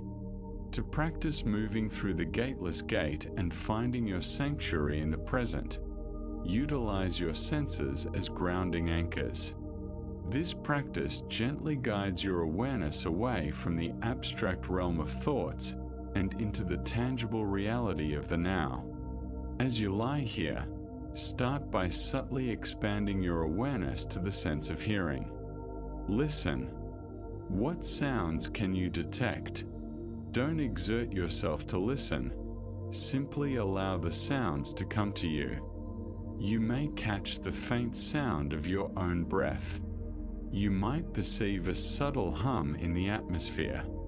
You may even hear nothing at all, embracing the echo of your mind, but a profound stillness. Whatever exists, embrace it without evaluation. Let your awareness resemble a vast expanse where these sounds emerge and dissipate. Shift your awareness now to the sense of touch. What sensations do you perceive? Observe the areas of contact between your body and the mattress. Sense the heaviness of the coverings draped over you. Can you detect the sensation of air against your bare skin, perhaps on your face or hands? Are there delicate internal feelings within your body? A warmth, a chill, or a tingling sensation?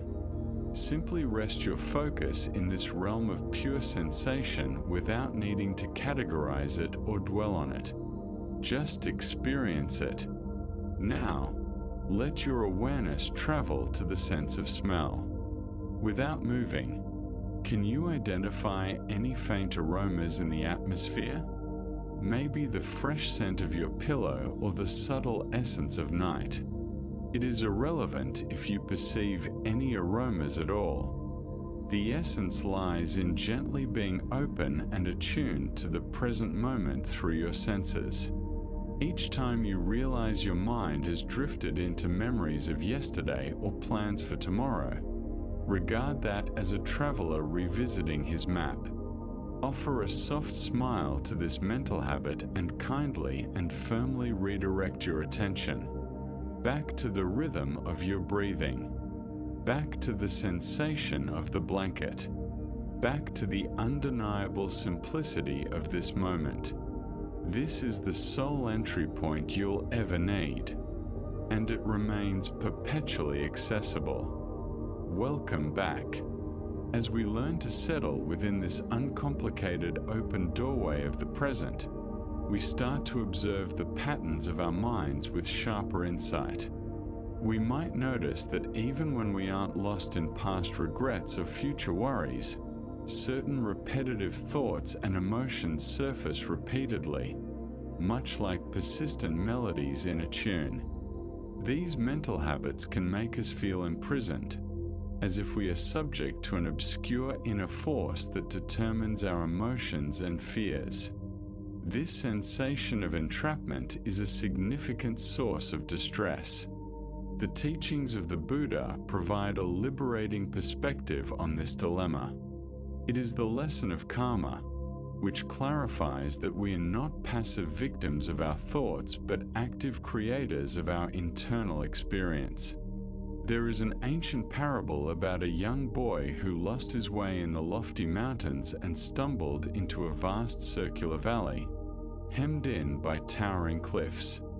He had never encountered this place before, and as a wave of fear and solitude engulfed him, he cried out, "I despise you." Instantly, a voice resonated from the cliffs, echoing back, "I despise you." Startled, the boy felt rage grow within him. He assumed another mean-spirited child was lurking in the rocks, mocking him. He clenched his fists and yelled, "You are a coward." The valley responded in kind, "You are a coward." The angrier he became, the more vitriol he directed at the valley, and the valley retaliated with equal measure. At last, terrified and in tears, he dashed down the mountain and back to his mother. He recounted a tale of a dreadful, angry boy residing in the mountain valley who had hurled horrible insults at him. His mother, wise and understanding, looked at her son with a gentle smile. "That is the Valley of Echo," she explained. "The valley holds no anger of its own. It merely reflects what it receives. The anger you perceived was your own. Return tomorrow, but this time, when entering the valley, shout something different. Declare, 'I love you.'" The boy was doubtful yet trusted his mother. The following day, he ventured back to the valley. Taking a deep breath, he shouted, "I love you." From all around, a multitude of voices seemed to respond, "I love you." A feeling of wonder and joy enveloped him. He had uncovered the secret of the valley. He realized he was not a victim of its voice. He was the origin of it.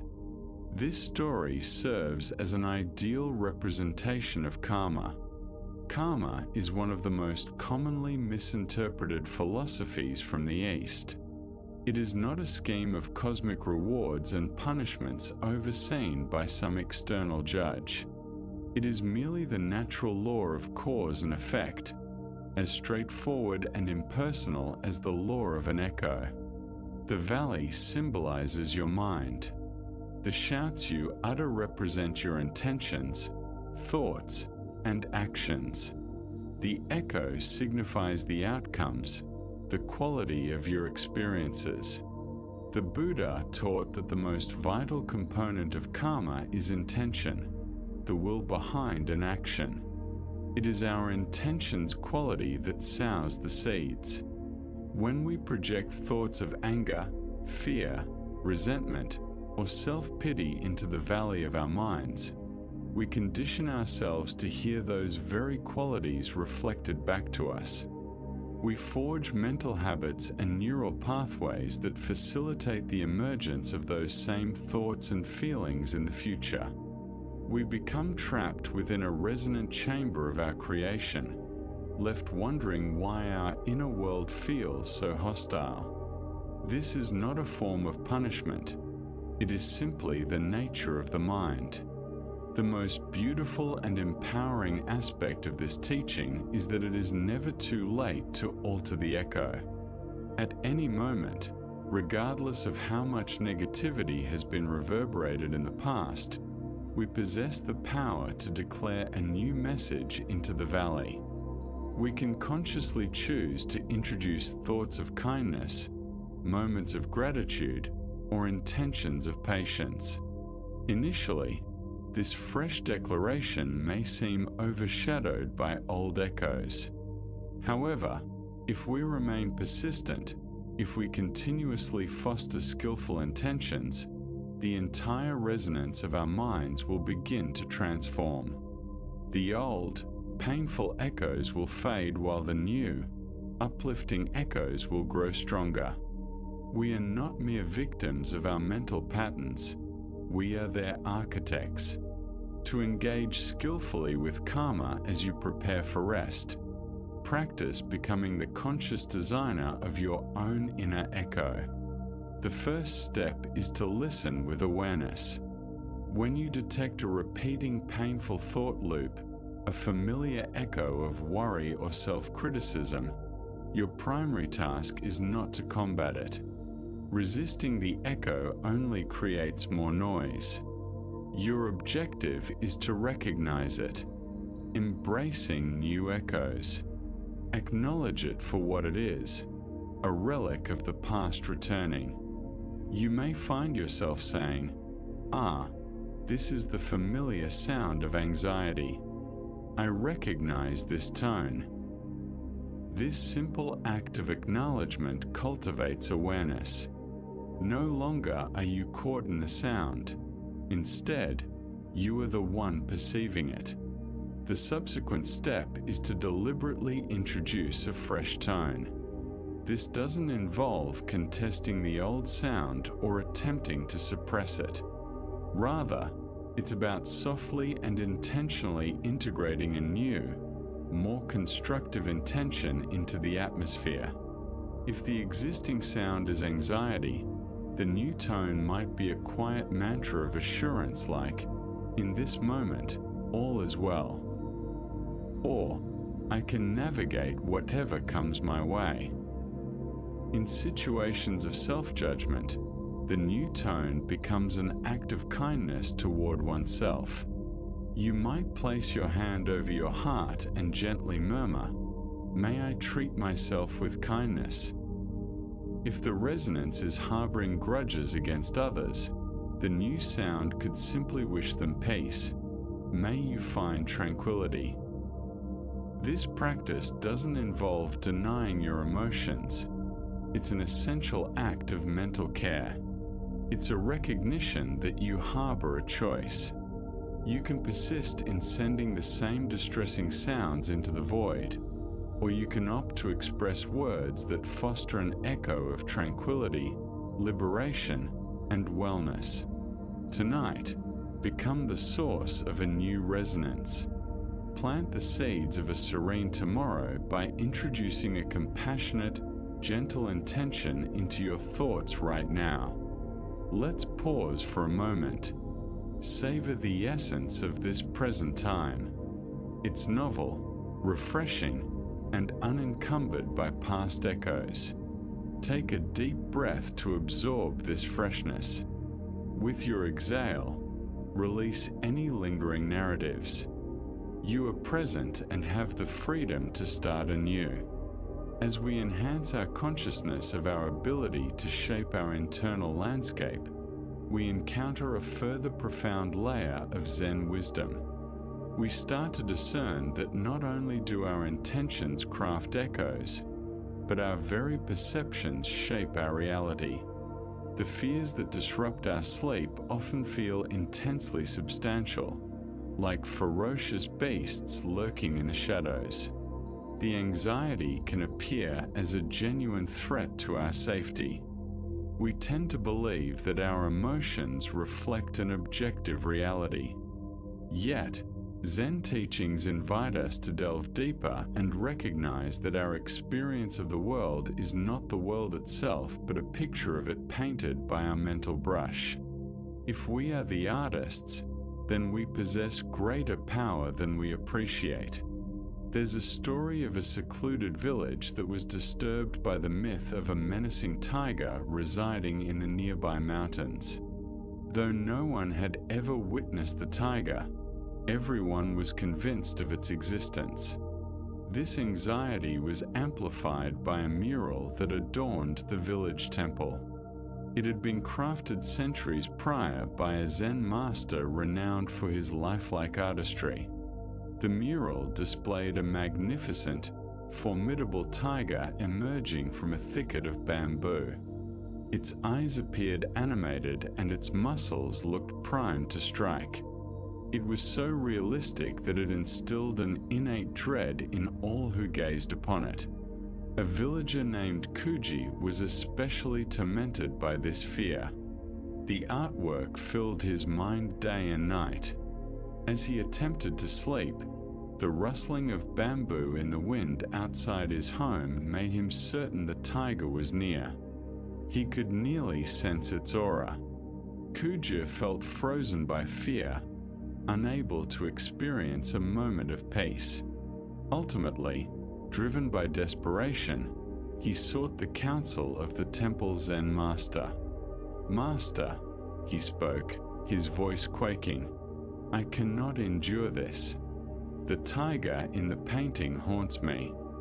I know it exists. I can feel its nearness. I fear it will leap from the canvas and devour my family and me." The master listened with deep empathy, not dismissing Kuja's fear as trivial or trivializing the tiger to mere ink on canvas. He understood that, to Kuji, the tiger was undeniably real. Instead, the master retrieved a fine paintbrush and a small container of ink from a cabinet, handing them to Kuji. "You are justified in your fear," he said calmly. "The tiger is formidable, but you have overlooked a vital truth. You have forgotten who wields the brush." He gestured toward the mural. "The same mind that conjured the tiger is the one that now trembles before it. The force that birthed the threat possesses the capability to generate safety too. Return home. When the tiger's presence looms the heaviest at night, grasp this brush, dip it in the ink, and paint a secure cage around the tiger." Kuji, bewildered yet desperate enough to comply, went back home and braced himself for terror. As night descended, his anxiety intensified. When he heard a low growl emanating from the scroll itself, his heart raced. But recalling the master's words, he steadied himself. Quaking, he lit a candle, seized the brush, and approached the painting. Gazing into the tiger's fierce eyes, he felt a surge of bravery and painted the first dark bar of the cage. Then another, and another. Upon completing the last bar, an overwhelming silence enveloped the room. The threatening presence vanished.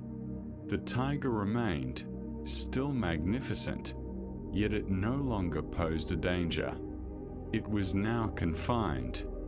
A wave of tremendous relief cascaded over Kuji. He grasped the master's lesson.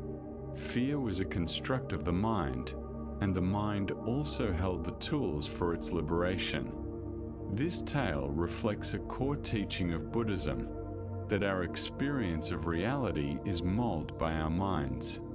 This doesn't imply that the external world lacks existence. Rather, it suggests that our discomfort or serenity doesn't stem from the world itself, but from the narratives, the paintings that our minds create about it. The tiger representing our anxieties, our fears of failure, our apprehensions about the future is merely a picture. It may be a convincingly crafted one that triggers a tangible stress response in our bodies, but it's ultimately a manifestation of thought. When we are ensnared by fear, we resemble Kuji, believing the tiger to be an objective entity. The art of awareness.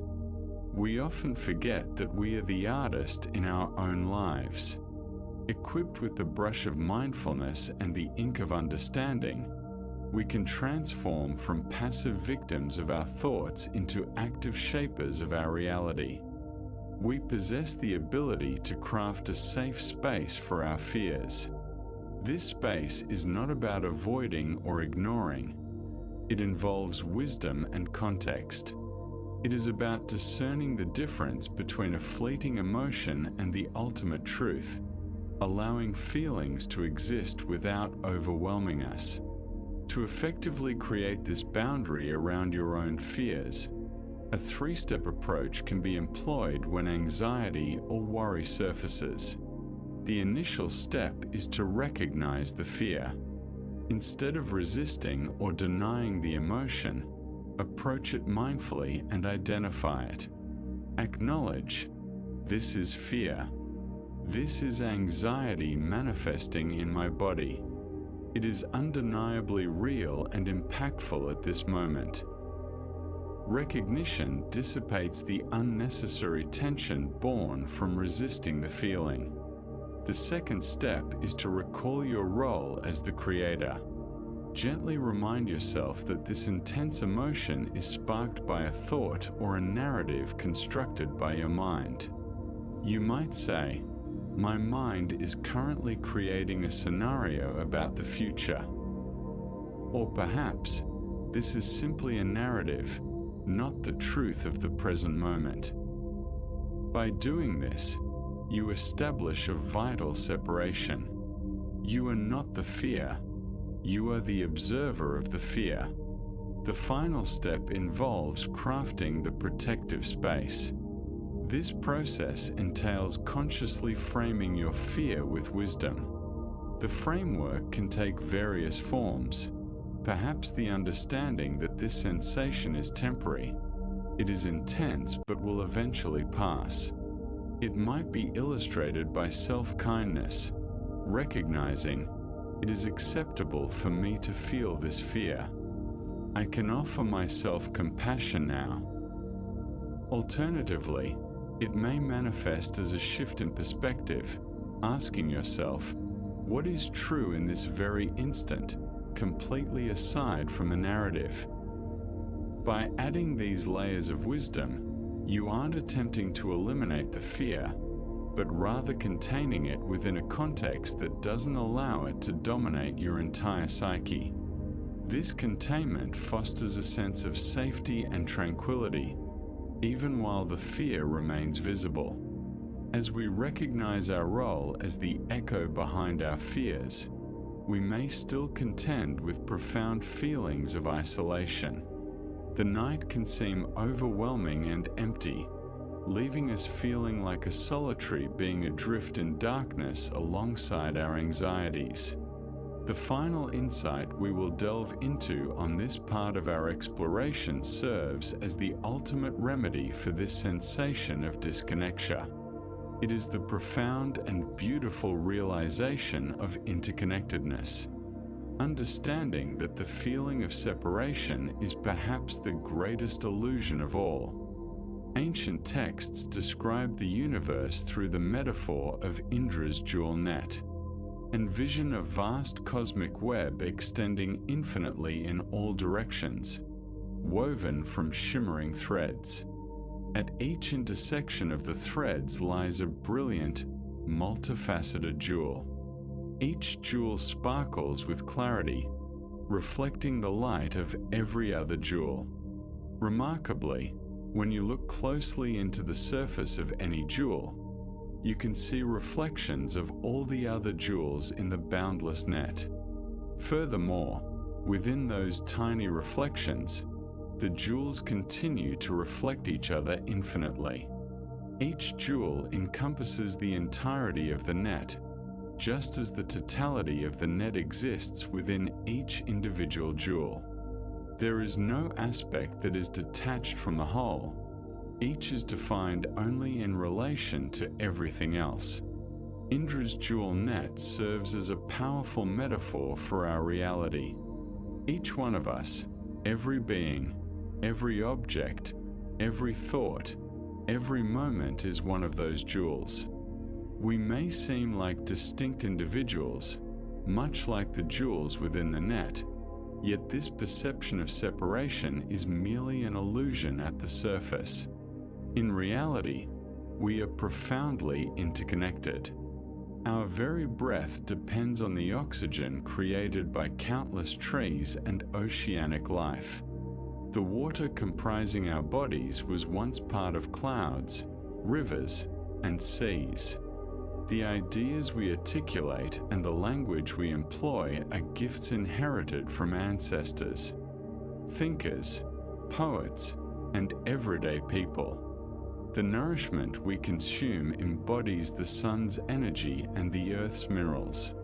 Upon deep reflection, we can find nothing within us that stands apart from the whole. The notion of being a solitary, isolated entity is a fabrication of the mind, a misperception. The truth is that we are woven into an intricate web of existence. We are never truly alone. This awareness serves as the foundation for compassion. When we recognize that other jewels mirror ourselves, and we reflect them in turn, causing harm to another becomes implausible without harming ourselves. Their happiness reverberates within us, and our serenity mirrors in them. This understanding abolishes the suffocating grip of existential loneliness, enveloping us in a warm, reassuring sense of belonging to a magnificent, intertwined existence. To truly absorb this truth of interconnectedness within yourself, you might engage in a simple meditation of deep awareness. As you find comfort lying here, shift your focus to your body resting on the surface beneath you. Begin by contemplating your breath. Experience the air filling your nostrils. Recognize that this air is not just yours. It belongs to the entirety of the globe. The very molecules you inhale may have wandered through a tree in a distant jungle or passed through the breath of someone dear to you. With each inhalation, you share a quiet, intimate connection with all forms of life. Next, shift your focus to your body sensations. Reflect on the reality that your body is not merely a solid, separate being. It comprises the essence of being, a journey beyond the self. It comprises entirely of non-corporeal elements. It is the nourishment you've consumed, the water you've sipped, the sunlight that has graced you, the earth beneath your feet. It is a fleeting, miraculous assembly of universal elements. Your lineage, including your parents and all ancestors, is woven into the DNA that defines you. Envision your body not as a solitary fortress but as a convergence point for the cosmos. Now, gently focus on the figure of someone you cherish.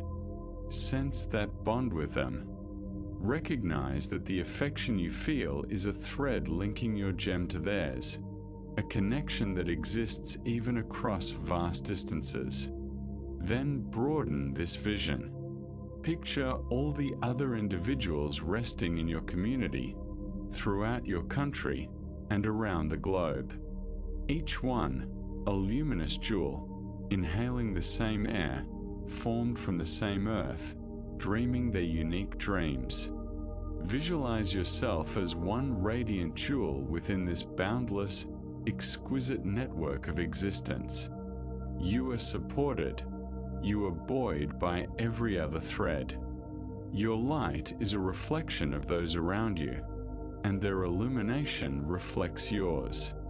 relish in this sentiment of belonging. You are not a solitary fragment. You are a vital, beautiful, and inseparable part of the wondrous web of existence. Having returned to the straightforward, undeniable truth of the present moment, we can take one final liberating step. We can start to gently loosen our hold on the heaviest burden we carry, the narrative of self. Throughout the night, our minds often become entangled with this entity we refer to as me. We obsess over its safety. We protect its image. We regret its past choices. We worry about its future.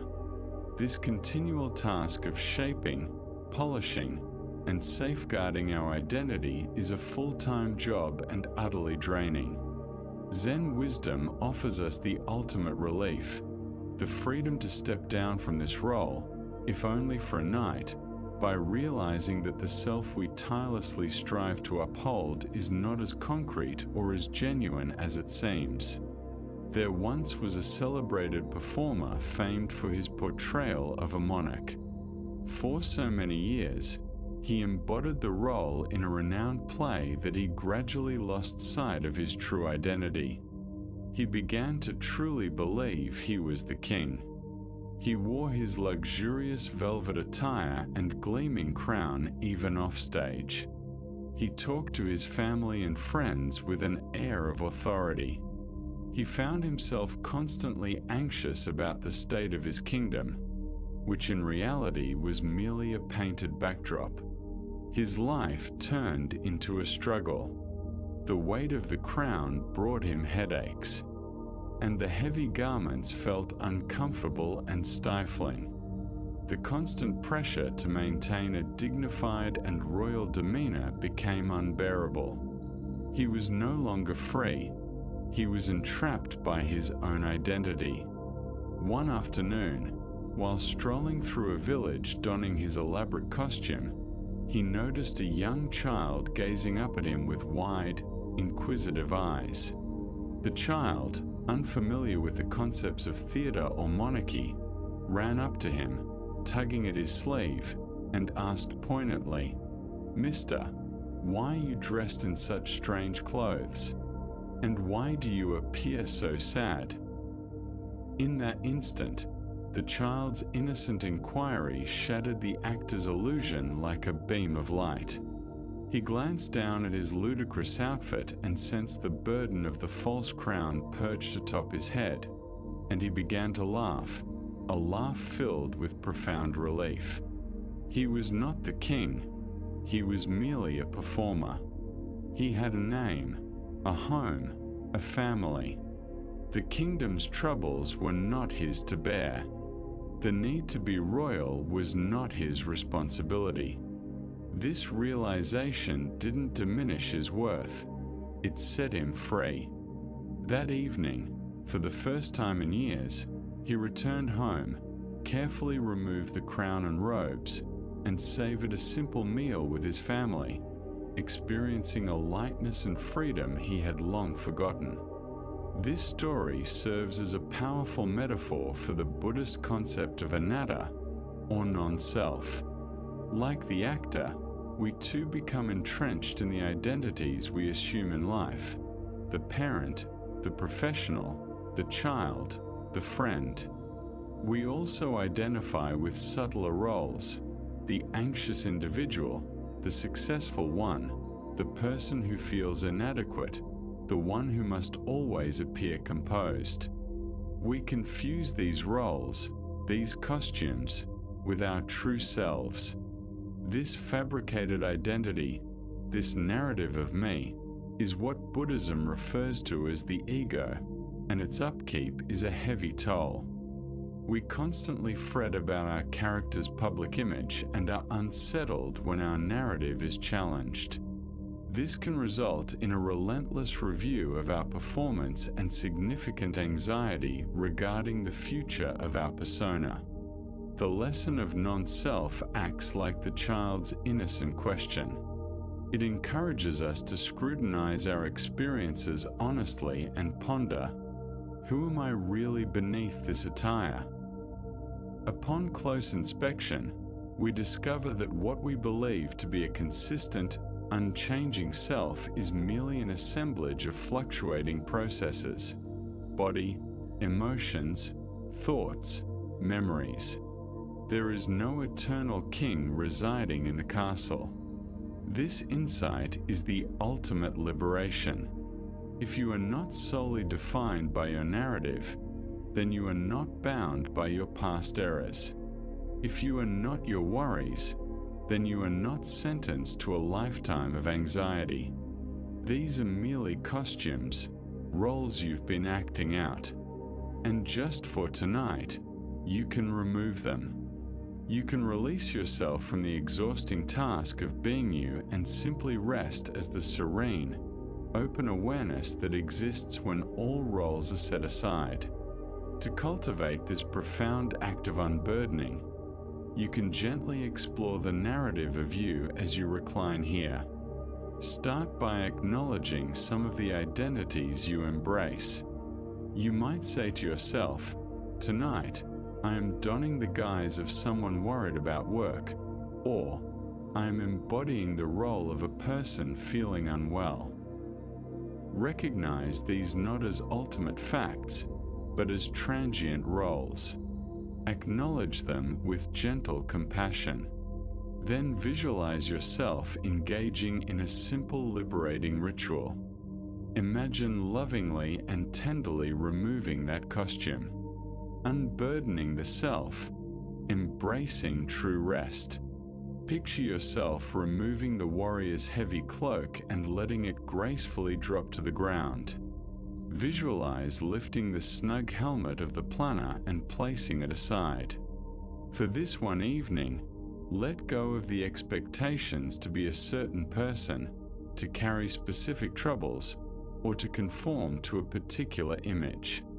As you set each role down, reflect on what truly remains. What is left when you cease to act? There's no need for an intricate answer. Just be present with the feelings that arise.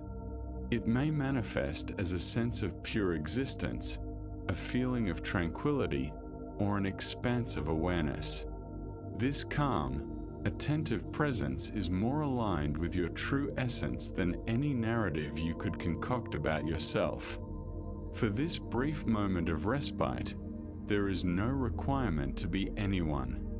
You don't need to rectify, manage, or defend your life story.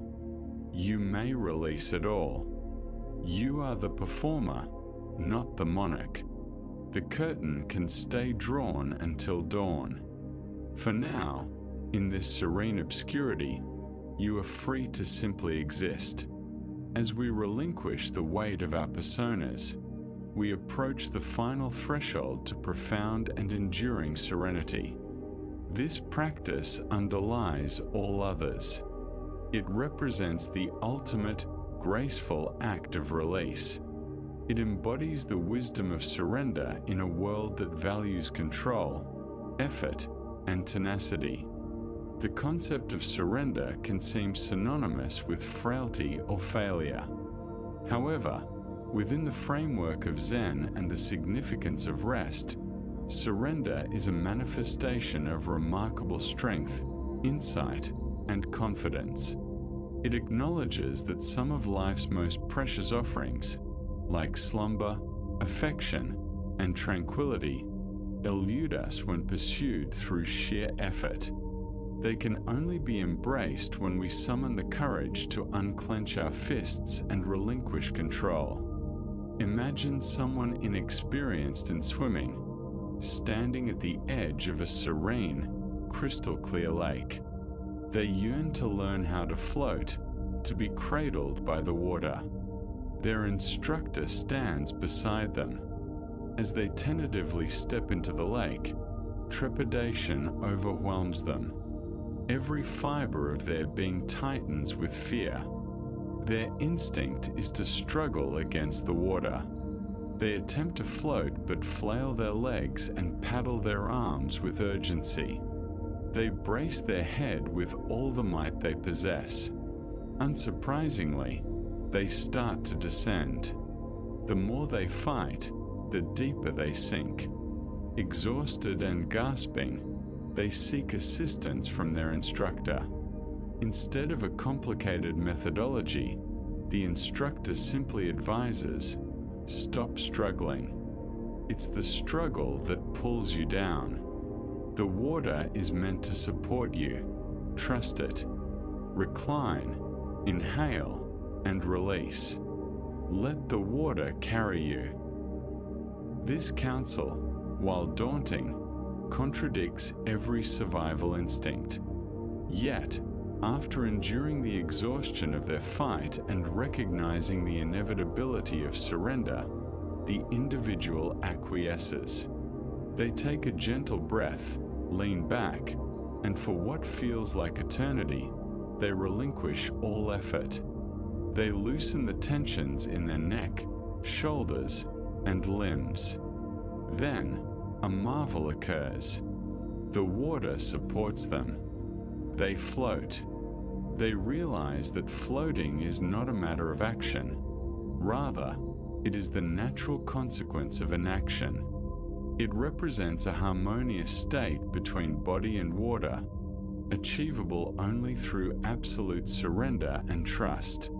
Our relationship with sleep mirrors our connection to water. When gripped by anxiety, worry, or a racing mind, we thrash about, resisting the calming current. We try to force ourselves into slumber, convinced that yielding will plunge us into darkness. All the methods we've explored throughout this session, from observing our thoughts to opening our hearts, are mechanisms to cease our struggles. They allow us to ease our frantic control and uncover that we are indeed supported. Sleep, just like water, is a fundamental element.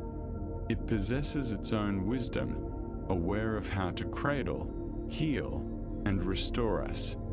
Our primary role is to step aside, cease the battle, and permit ourselves to be nurtured. This act embodies the deepest trust in our body's wisdom, which is attuned to its need for rest. It resonates with the rhythm of existence, the natural oscillation of day and night, of activity and respite. It is an abandonment of the ego's hubris, which insists on controlling everything, even the process of yielding to sleep. Surrender isn't about capitulation, it's about yielding.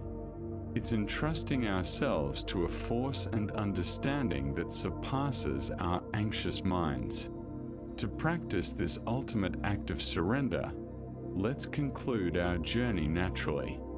No more intricate instructions remain. No additional techniques need mastering.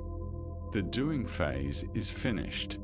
The time for existence has come. As you recline, feel the entirety of your body's weight. Recognize how it is already cradled and supported by the surface beneath you. The bed is akin to water. It embraces you completely. There's no requirement to uphold yourself. Start by intentionally granting permission for your body to release its tension. With your next exhalation, allow the weight of your head and neck to sink into the pillow. Let them feel heavy.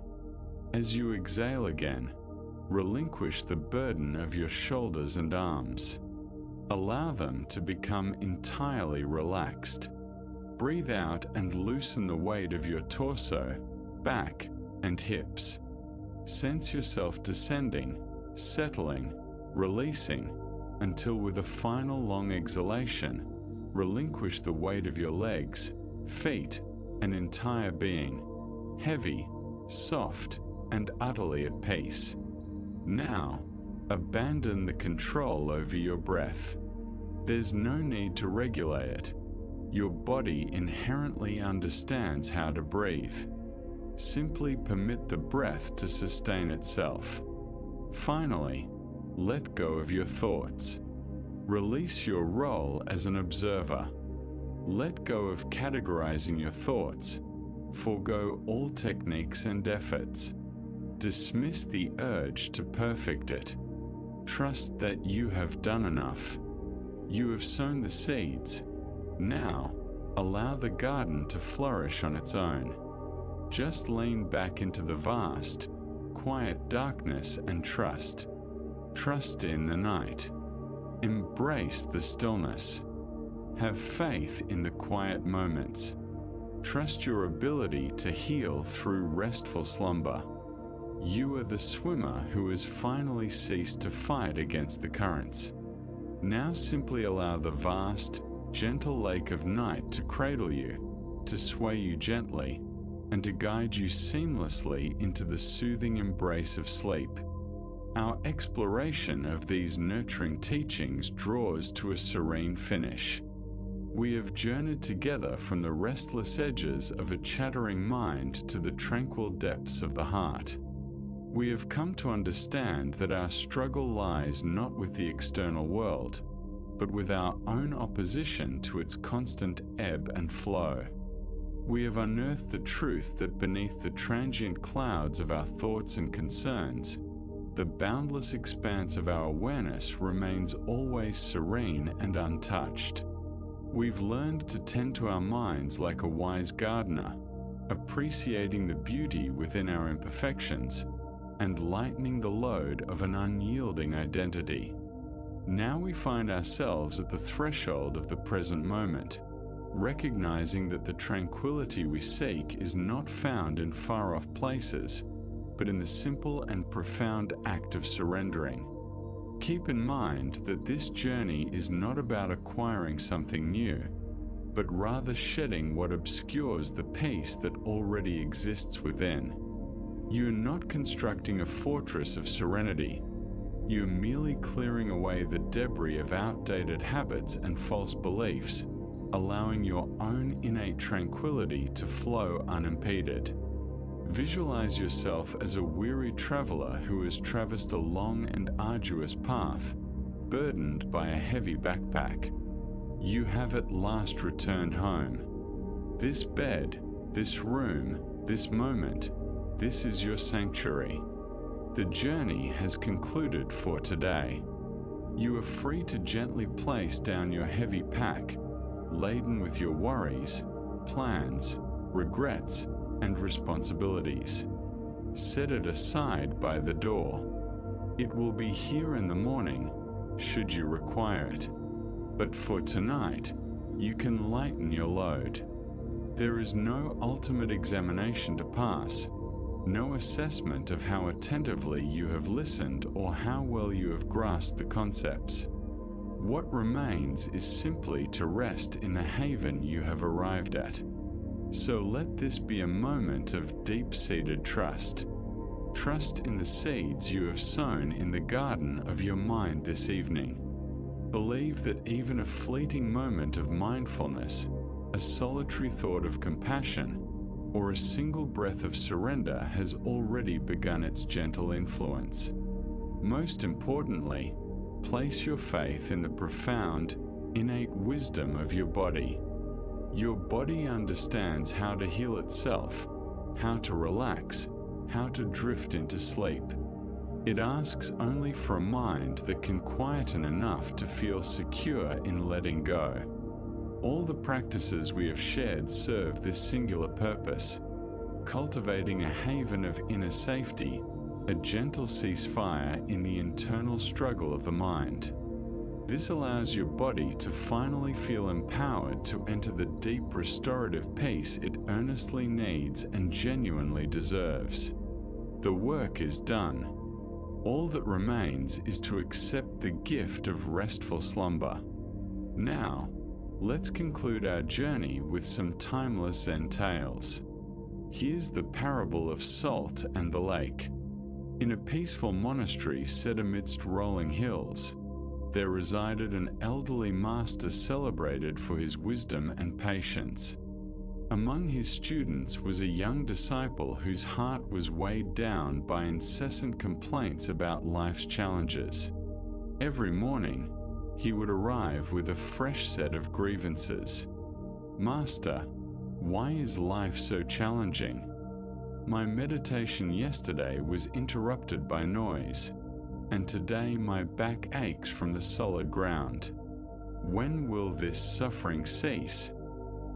His tone bore the burden of someone whose every small discomfort had snowballed into an overwhelming weight.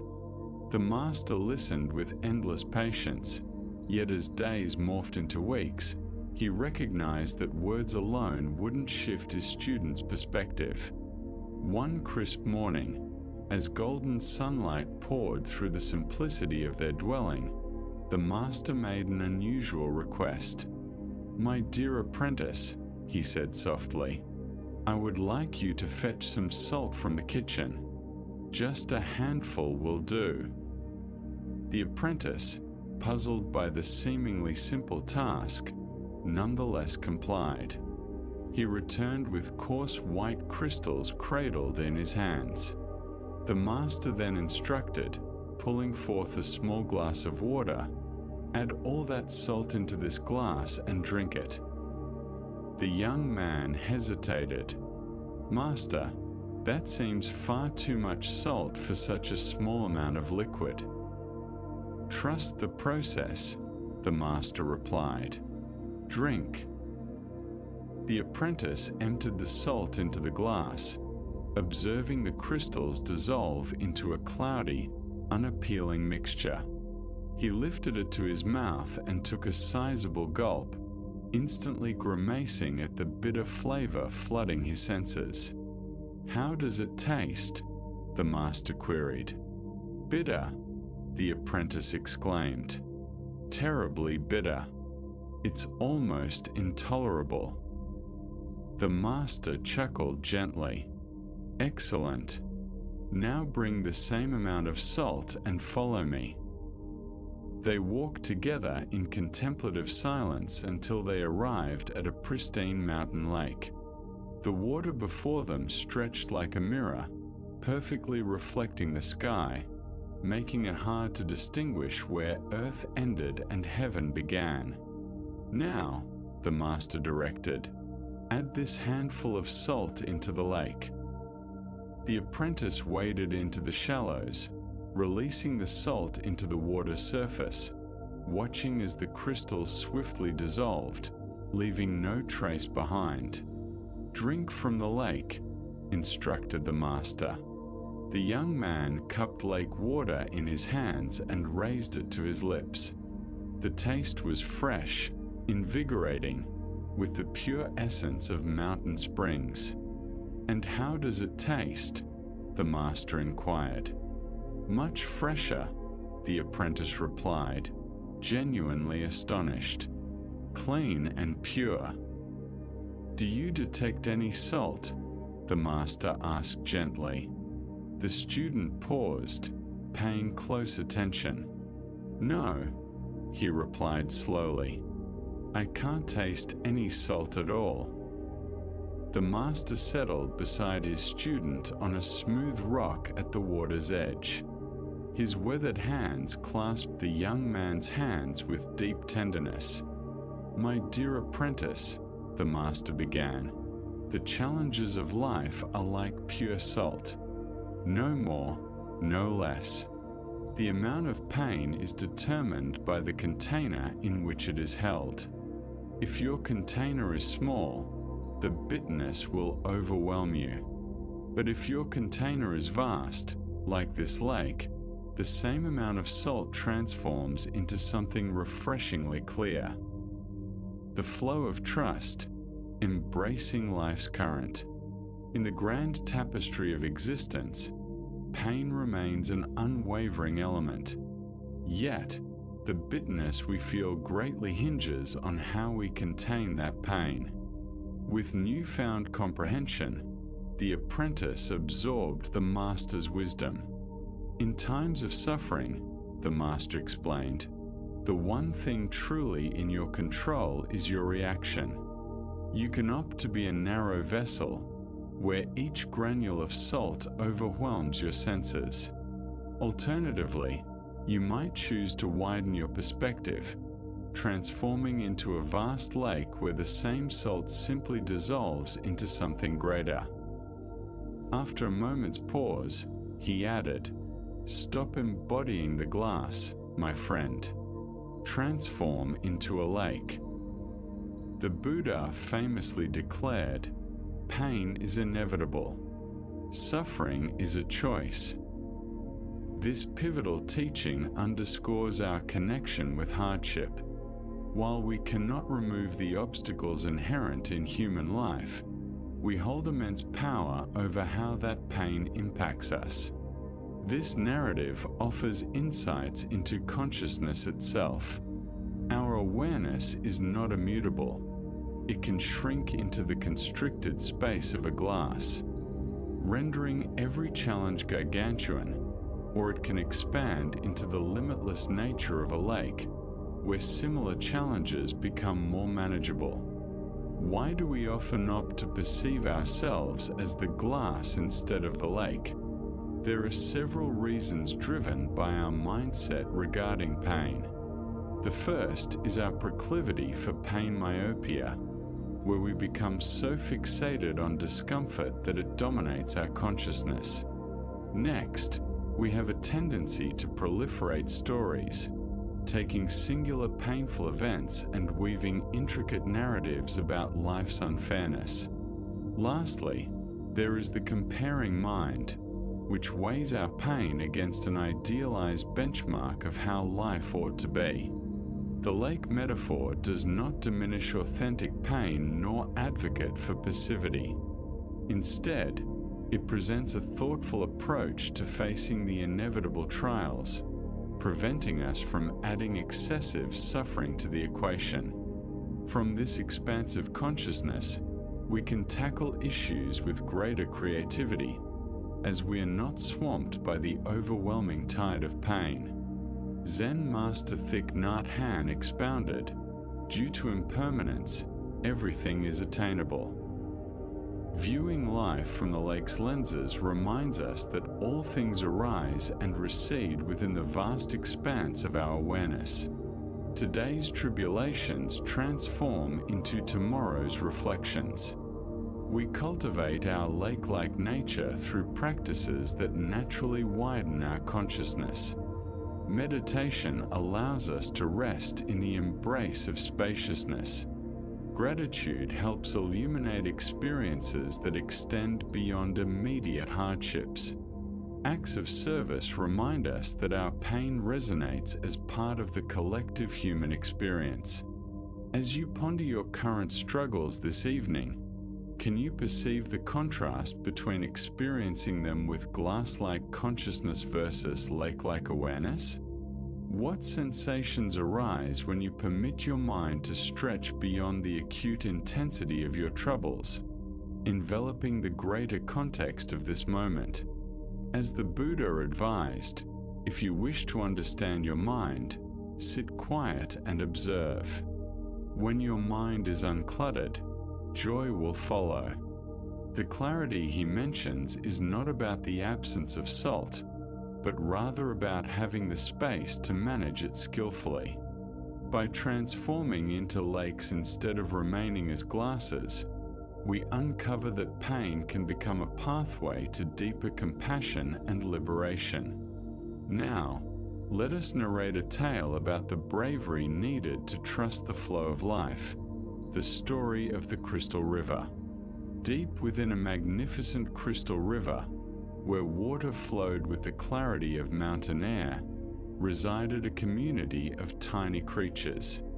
The gentle current above them moved like a soft breath, carrying the wisdom from countless springs and faraway oceans.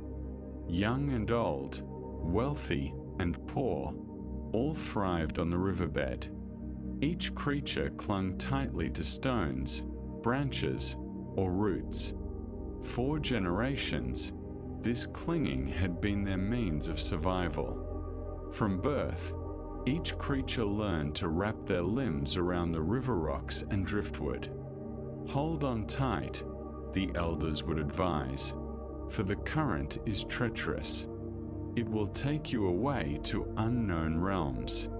Safety lies in remaining exactly where you are." However, one small creature grew tired of this constant grasping. Day after day, he observed the current flowing effortlessly above, marveling at its grace and intent. While his companions lamented about the struggle to maintain their grip, he began to contemplate what it would be like to trust the water's flow. "I am weary of holding on," he declared one morning.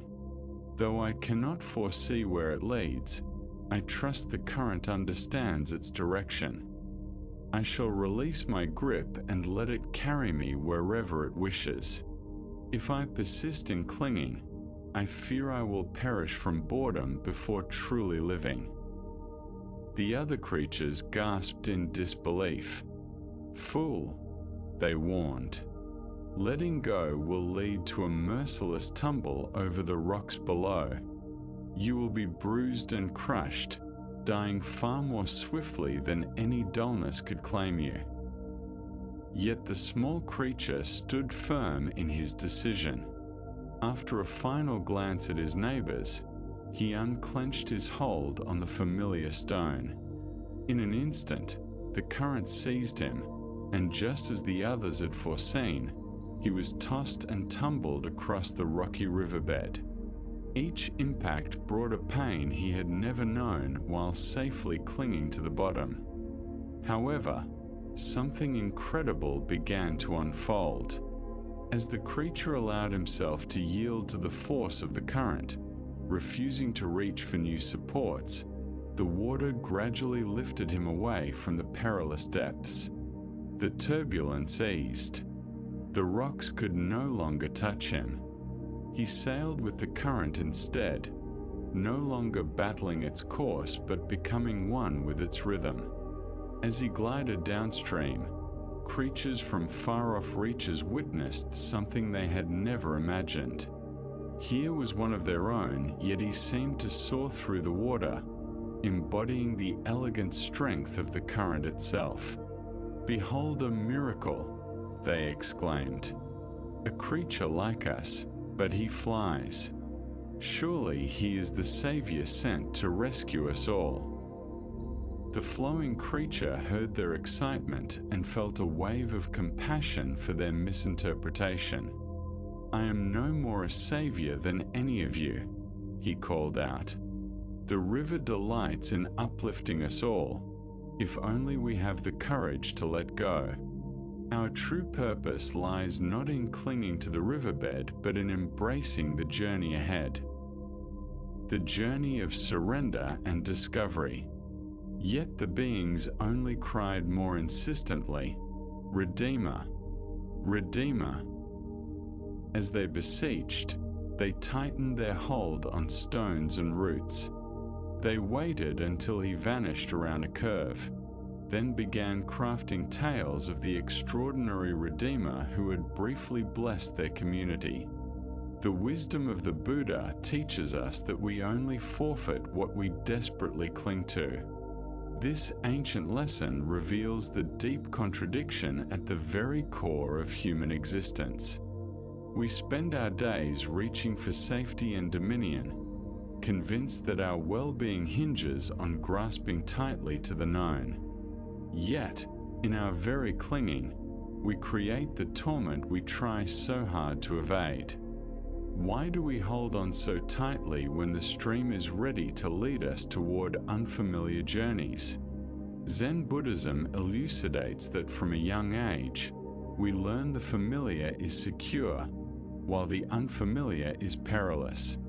This conditioning morphs into a spiritual barrier when it hinders our evolution beyond known confines. Moreover, we become trapped by the illusion of control, believing that through grasping at circumstances, relationships, and self-identities, we can halt the inevitable tide of change. This tension is immense because it places us at odds with reality itself. Life is a constant flow, and when we resist this truth, we drain our energy battling currents far stronger than our personal will. Reflect on those areas of your life where you identify with clinging. Perhaps it's a relationship that has outgrown its initial form, a career that no longer fulfills you, or an image of yourself that now limits your growth. The current of change will proceed whether we resist it or capitulate. Our decision is whether to tire ourselves in vain opposition or to discover the grace available in purposeful surrender. The Buddha articulated, "Change is the only constant." Water does not contend with the mountains. It finds its natural course downward. When we learn to flow with life's current rather than against it, we uncover a seamless effectiveness that rigid opposition can never achieve. Tonight, as you linger in the tranquility of this moment, what might you be willing to relinquish? Maybe it's a concern about the hurdles of tomorrow, a grudge from the disappointments of yesterday, or a self-definition that has become too constrictive. Can you tune into the energetic flow of this moment and trust its guidance? As the Buddha advocated, release what has previously occurred. Let go of what may lie ahead. Surrender to what transpires in the present. Allow yourself to relax right now and simply be. In this trust, we find that the current we feared would wreak havoc upon us is actually the very force that can guide us back to our authentic essence. Now, let us pivot to a tale illustrating a profound spiritual truth lingering in plain sight. This is the dialogue between Joshu and Nansen concerning the ordinary mind. In a serene mountain monastery where morning mist floated amid age-old pines and the tolling of temple bells resonated across expansive valleys, two masters engaged in a dialogue that would shine light on the very essence of Zen comprehension. Joshu, regardless of his profound wisdom and extensive practice, approached his mentor Nansen with the sincerity of a devoted student, eager to unearth the deepest enigmas of existence. The two sat facing one another in the meditation hall of the temple, where numerous seekers before them had grappled with the same fundamental inquiries regarding the nature of awakening. Joshu's question arose from authentic bewilderment. After years of diligent effort, meditation, and learning, he still felt unsure about the foundational aspects of the spiritual journey. "Master," Joshu began with his signature straightforwardness, "what precisely is the way? With all our practices and teachings, what do we ultimately aspire to discover?" Nansen's reply was immediate and unexpectedly simple. "Ordinary mind is the way," he responded, as if stating the most evident truth in existence. This answer visibly puzzled Joshu, who had anticipated something more elusive, more intricate, or far removed from everyday life. "If ordinary mind is the way," he probed further, "then should we work towards cultivating it? Should it be our ultimate spiritual aim?" Nansen gently shook his head. "If you strive for it, you immediately separate yourself from it," he explained. "The very attempt to acquire ordinary mind renders it extraordinary and devoid of its innate ordinariness." Now Joshu found himself caught in what seemed like an inescapable logical dilemma. "But Master," he countered, "if we don't endeavor to cultivate or achieve anything, how can we ever know that this ordinary mind is indeed the way? How can we recognize it without some form of effort or practice?" Nanson's final response sliced through all philosophical intricacies with remarkable lucidity. The way does not hinge on knowing or not knowing. Knowing transforms the way into a concept, an object of comprehension, which is an illusion. Not knowing reduces it to a void, missing its vibrant essence. If you genuinely realize the way beyond doubt, it becomes akin to the vast void, so immense and boundless that it encompasses everything. How then could there be any differentiation between right and wrong, sacred and mundane, ordinary and extraordinary? Upon hearing this, something within Joshu shifted profoundly. The seeking mind, which had been grasping for answers, suddenly relaxed. He experienced a moment of pure clarity, not the clarity derived from understanding something new, but the clarity of acknowledging what had been present all along. Buddha's wisdom reassures us that there is nothing to hunt for, nothing to obtain. Everything we seek is already within reach. The core of this lesson lies in realizing that what we pursue through spiritual endeavors is not some exceptional state of consciousness, but rather the ordinary awareness engaging with these words right now. Why do we struggle to embrace the idea that the ordinary mind is the path? Zen Buddhism highlights our profound conditioning that spiritual truths must be extraordinary, mysterious, or dramatically different from our daily reality. We envision enlightenment as a distant realm, unaware that it is interwoven into the fabric of our everyday experiences.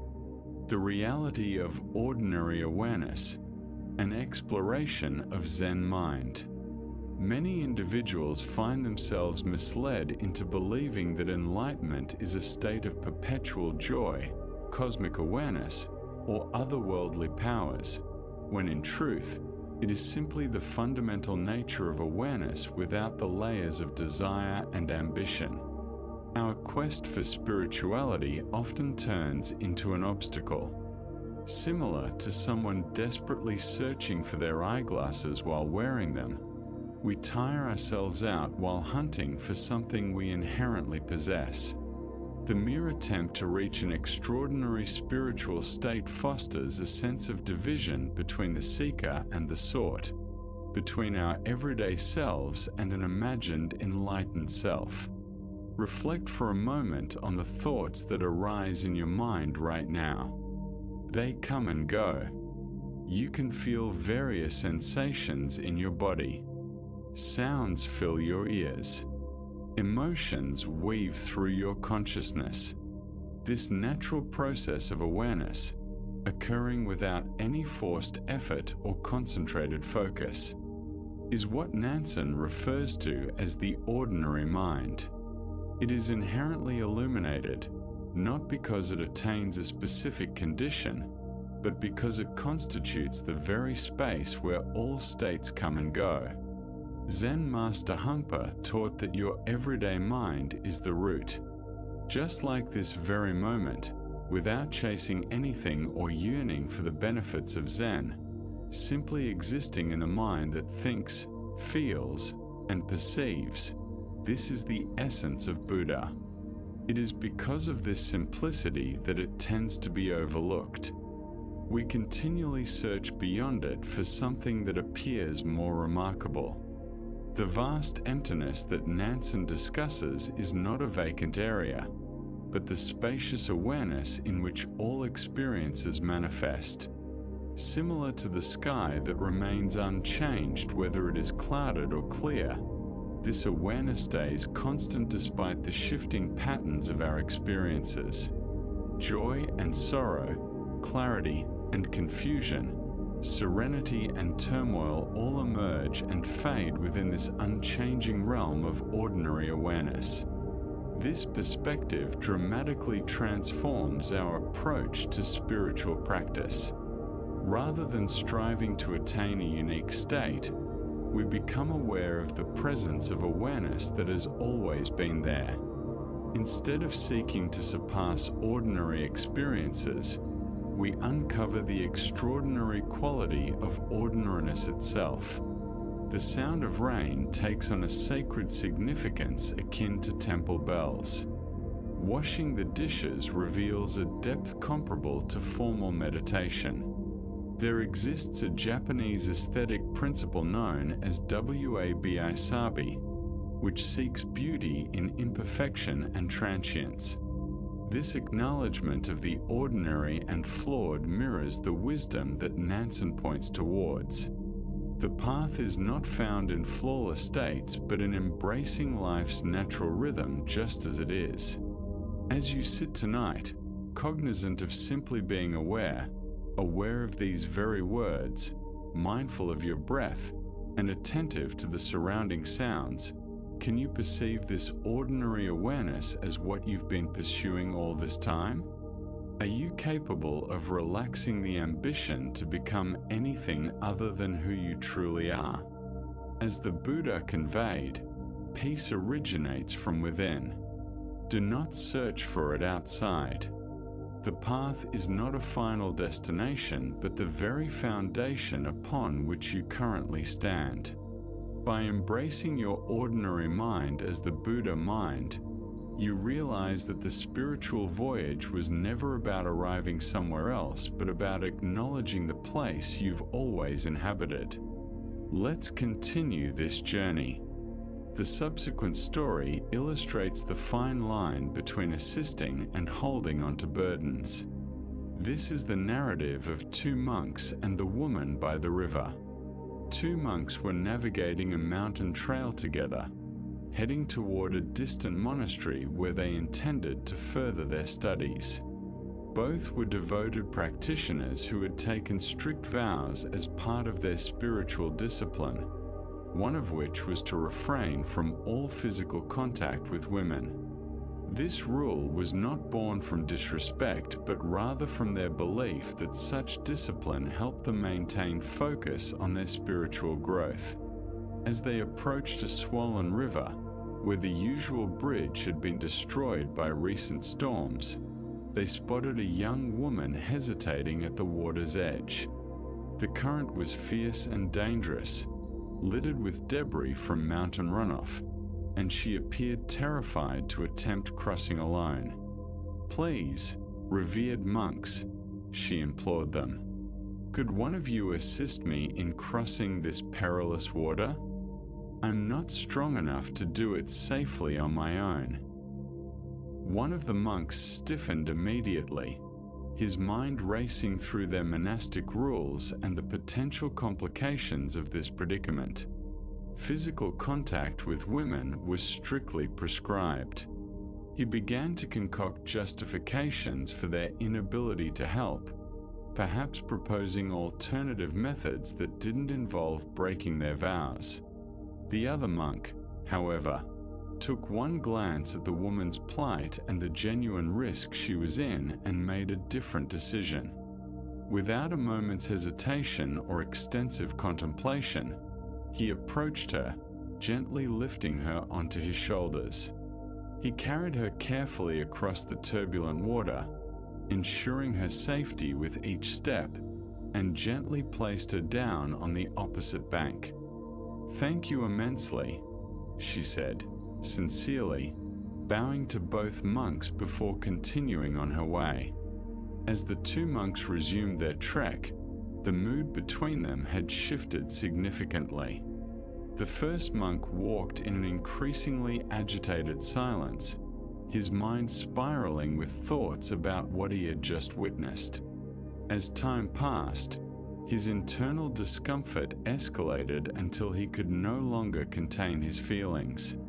"Brother," he exclaimed, bursting forth with pent-up frustration, "I cannot grasp your actions by the river. Our spiritual teachings clearly instruct us to avoid any physical contact with women. Yet you lifted that woman onto your shoulders and carried her over the water. How could you so openly disregard our sacred vows?" His companion regarded him with gentle surprise and replied with remarkable clarity, "Brother, I set her down on the other side of the river hours ago, but you are still carrying her." Buddha's wisdom reveals that clinging to anger is like holding onto a hot coal intending to throw it at someone else. You are the one who ends up burned. This story reveals the significant distinction between letting go and holding on to resentment, the balance of compassion and attachment. In the delicate interplay between compassionate action and mental fixation, we find ourselves struggling between addressing immediate needs and clinging to past experiences. What compels us to carry emotional baggage long after situations have concluded, replaying dialogues and nurturing grievances that only reside within our own minds? Zen Buddhism teaches us that a significant portion of our suffering originates not from external events, but from our difficulty in letting go of experiences once they have come to an end. The first monk's discomfort illustrates how an inflexible commitment to regulations can sometimes clash with the empathetic intent that gave rise to those very rules. In contrast, his companion witnessed a person in peril and acted with swift kindness, subsequently letting the event go entirely. Meanwhile, the first monk bore the weight of the encounter for hours, allowing it to become heavier with each step.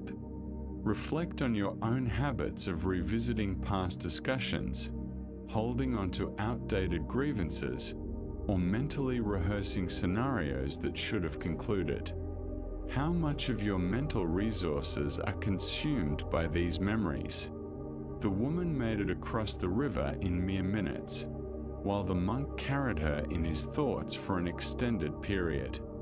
This principle extends far beyond instances of blatant rule-breaking. We tend to hoard harsh remarks made by others years ago, errors committed long ago, or embarrassing incidents that have faded from collective memory. In the meantime, the present moment, abundant with potential and lived experiences, remains overlooked as we remain preoccupied with shadows from the past. Within Zen practice, we cultivate the ability to differentiate between suitable action and unnecessary attachment. The second monk provided assistance when it was needed before fully moving on. He did not fixate on the rightness of his choice, nor fret about others' judgments, nor endlessly replay the episode in his mind. Zen masters teach, thanks to the transient nature of existence, all things are possible. The river crossing was ephemeral. It began, fulfilled its purpose, and concluded. Only the first monk's attachment to the occurrence perpetuated its existence as mental suffering. The Buddha advised, release what has already transpired. Let go of future concerns. Disengage from the present moment. Refrain from deciphering anything. Avoid trying to force outcomes. Simply relax and be. This lesson directly points to the liberation accessible when we cease to carry experiences beyond their rightful duration. Examine closely what burdens you may be shouldering without need. Old resentments, past shortcomings, difficult exchanges, and regrettable choices all exist only because you continue to cling to them. Imagine the relief of placing them down. The irony is striking. The monk who broke the rule experienced no distress from his actions, while the monk who adhered strictly endured hours of turmoil. This highlights that suffering often originates not from our deeds, but from our perceptions of those deeds. As you notice your mind drifting back to bygone events, unresolved issues, or concluded matters, can you recall the example of the sage monk? Will you dare to practice relinquishing whatever you have been carrying unnecessarily, and find the lightness that accompanies navigating life free from the burdens of yesterday? The wisdom of the Buddha endures, reminding us that ultimately, only three aspects hold significance: how well we have lived, the love we have shared, and our capacity to let go. True spiritual pursuit is not centered on rigid rule observance, but rather on responding fittingly to what exists in the moment, and then releasing it entirely to create space for that which lies ahead. Our subsequent narrative offers a profound insight into the nature of anger and the projections we cast onto others. This tale is titled The Empty Boat. A young boatman, notorious for his fiery temperament, was maneuvering his small wooden boat across a wide, mist-laden river during the early hours of the day. He took immense pride in his navigational abilities and the meticulous care he devoted to his duties. Yet, the slightest disruption or annoyance could ignite his temper, and his reputation for furious outbursts was widely recognized among the other river workers, who often chose to steer clear of him during his more volatile moments. On this particular day, thick fog enveloped the water, limiting visibility to just a few feet in any direction. The boatman squinted through the dense mist, cautiously guiding his vessel across familiar waters. Suddenly, through the swirling fog, he spotted another boat heading directly toward him, on a collision course. "Hey, alter your course," he bellowed into the gloom, his voice resonating across the water. "You're on a crash course. Can't you see where you're heading?" However, the other boat persisted onward, showing no indication of diverting its path. Anger surged within the boatman as he yelled again, his voice now tinged with rage. He condemned the other pilot's recklessness and incompetence, his fury intensifying with every fleeting moment. Despite his increasingly furious shouts, the other vessel collided with his own in a solid, jolting crash. Now furious beyond measure, the boatman prepared to leap aboard the other boat and deliver an earful to its foolish operator. He steeled himself for a confrontation, ready to unleash all the pent-up frustration he had amassed towards the careless intruder. His fists were clenched, his face flushed with anger as he approached the other boat. But then, as he squinted through the fog at the craft that had caused the impact, he was struck by a revelation that stopped him dead in his tracks. The boat was empty. There was no captain at the helm, no one to confront or blame. It was merely a drifting vessel, helplessly guided into his path by the river's currents. In that instant, his anger evaporated entirely. How can one harbor rage towards an empty boat? Without a target for his fury, there was no recipient for his harsh words. All the aggressive energy that had churned within him suddenly found no outlet. He simply nudged the empty craft aside and continued on his way, his mind now as tranquil as the misty waters surrounding him. The wisdom of the Buddha serves as a reminder for us to hold. Letting go of anger is akin to consuming poison yet hoping the other person suffers. The essence of this lesson is understanding how much of our anger is aimed at empty vessels, projections of intention that don't truly exist. This narrative reveals a profound insight into the nature of human reactivity. The bulk of our emotional distress arises not from the actions of others, but from the narratives we construct regarding their motives, intentions, and character. We too often presume ill will where there may be mere distraction, interpret disrespect where there is simply ignorance, and view personal affronts where there are only circumstantial events. Why do we so easily fill empty vessels with imagined drivers of blame? Our minds develop to swiftly evaluate dangers and assign agency to situations that could pose threats. This instinctual feature proved advantageous for our ancestors in discerning whether a rustling bush was merely wind or a lurking predator. However, in our contemporary social interactions, this same instinct allows us to attribute malicious intent to actions that may hold no such connotation. Reflect on your everyday exchanges. When someone suddenly cuts you off in traffic, do you jump to the conclusion that they are inconsiderate and selfish? If a coworker disregards your greeting, do you interpret their behavior as rudeness or disregard? When a friend cancels plans on short notice, do you read it as a sign of their lack of appreciation for your friendship?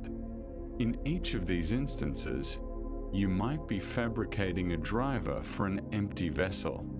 The driver who cut you off could be hurrying to the hospital with a seriously ill child. Your coworker may be consumed by troubling personal news. Your friend might be grappling with anxiety or depression. Most of what people do is more closely tied to their internal reality than to any ill intention towards you. Zen master Hang Po remarked, "The foolish dismiss what they observe, not what they think. The wise dismiss what they think, not what they observe." When we react to our interpretations instead of the actual events, we are battling empty vessels. This insight does not imply submissiveness or ignoring the necessity of setting appropriate limits. If someone's actions negatively impact you, you can address the matter skillfully without constructing elaborate narratives about their intentions. For example, you might say, "I felt overlooked when you interrupted me," rather than, "You are always inconsiderate and self-focused." The key is to pause when anger surfaces and reflect, "Am I responding to what truly happened, or to the story I've created about it? Am I upset with the person's actions or with the imagined drivers in their empty vessel?" Through Zen meditation, we practice observing our thoughts and emotions as transient occurrences rather than absolute realities. When anger surfaces, instead of rashly believing and acting upon it, we can recognize its presence. What narrative is my mind conjuring? What are my assumptions about this individual's intentions? The Buddha stated, "You will not face punishment for your anger. Rather, you will be punished by your anger." Every time we fill an empty vessel with a malevolent driver, we inflict suffering on ourselves. Each time we remember that most vessels simply drift along with the current, we liberate ourselves from unneeded reactivity. As you contemplate recent instances of anger or frustration, can you discern which vessels were genuinely piloted and which were empty? Can you sense the difference in your body between reacting to perceived harmful intent versus responding to uncomplicated circumstances? As the Buddha taught, tranquility arises from within. Do not seek it externally. In ceasing the fight against empty vessels, we realize that peace was always within our grasp. Now, let's settle together in this final calm. Position yourself comfortably and gently close your eyes if not already done so. Take one last slow, deep inhalation. As you exhale, allow a soft sigh to escape, letting go of any lingering tension. Allow your body to feel heavy, supported, and completely relaxed. Bring your focus for a moment to the vast, serene expanse of your mind. Visualize it as a clear night sky. Thoughts may continue to drift like faint clouds, but remember, you are the sky, not the clouds. Rest in this space of spacious, open awareness. Now tune into the center of your chest. Visualize a small, soft, warm ember glowing there. This represents the warmth of your own kindness, your genuine heart. Feel this warmth starting to radiate throughout your body, a sense of safety, peace, and a feeling of being at home within yourself. Finally, sense the entire weight of your body surrendering to gravity, fully supported by the surface you rest upon. You are safe. You are cradled. You are at peace. There's nothing more to accomplish. There's no other place to go. Just this. Just now. This tranquil darkness, this gentle breath, this deep stillness. May you take this peace with you as you transition into sleep. May your rest be profound, restorative, and devoid of dreams. May you awaken in the morning refreshed. And may you, even if just for a fleeting moment, remember the vast, quiet space that is your true refuge. As you move through your days, may you do so with a lighter heart and a softer step, recognizing that you are always embraced by a grace far beyond your worries. And may the peace you cultivate within yourself serve as a gift to all whom you encounter. Thank you for sharing this journey with me. Rest well.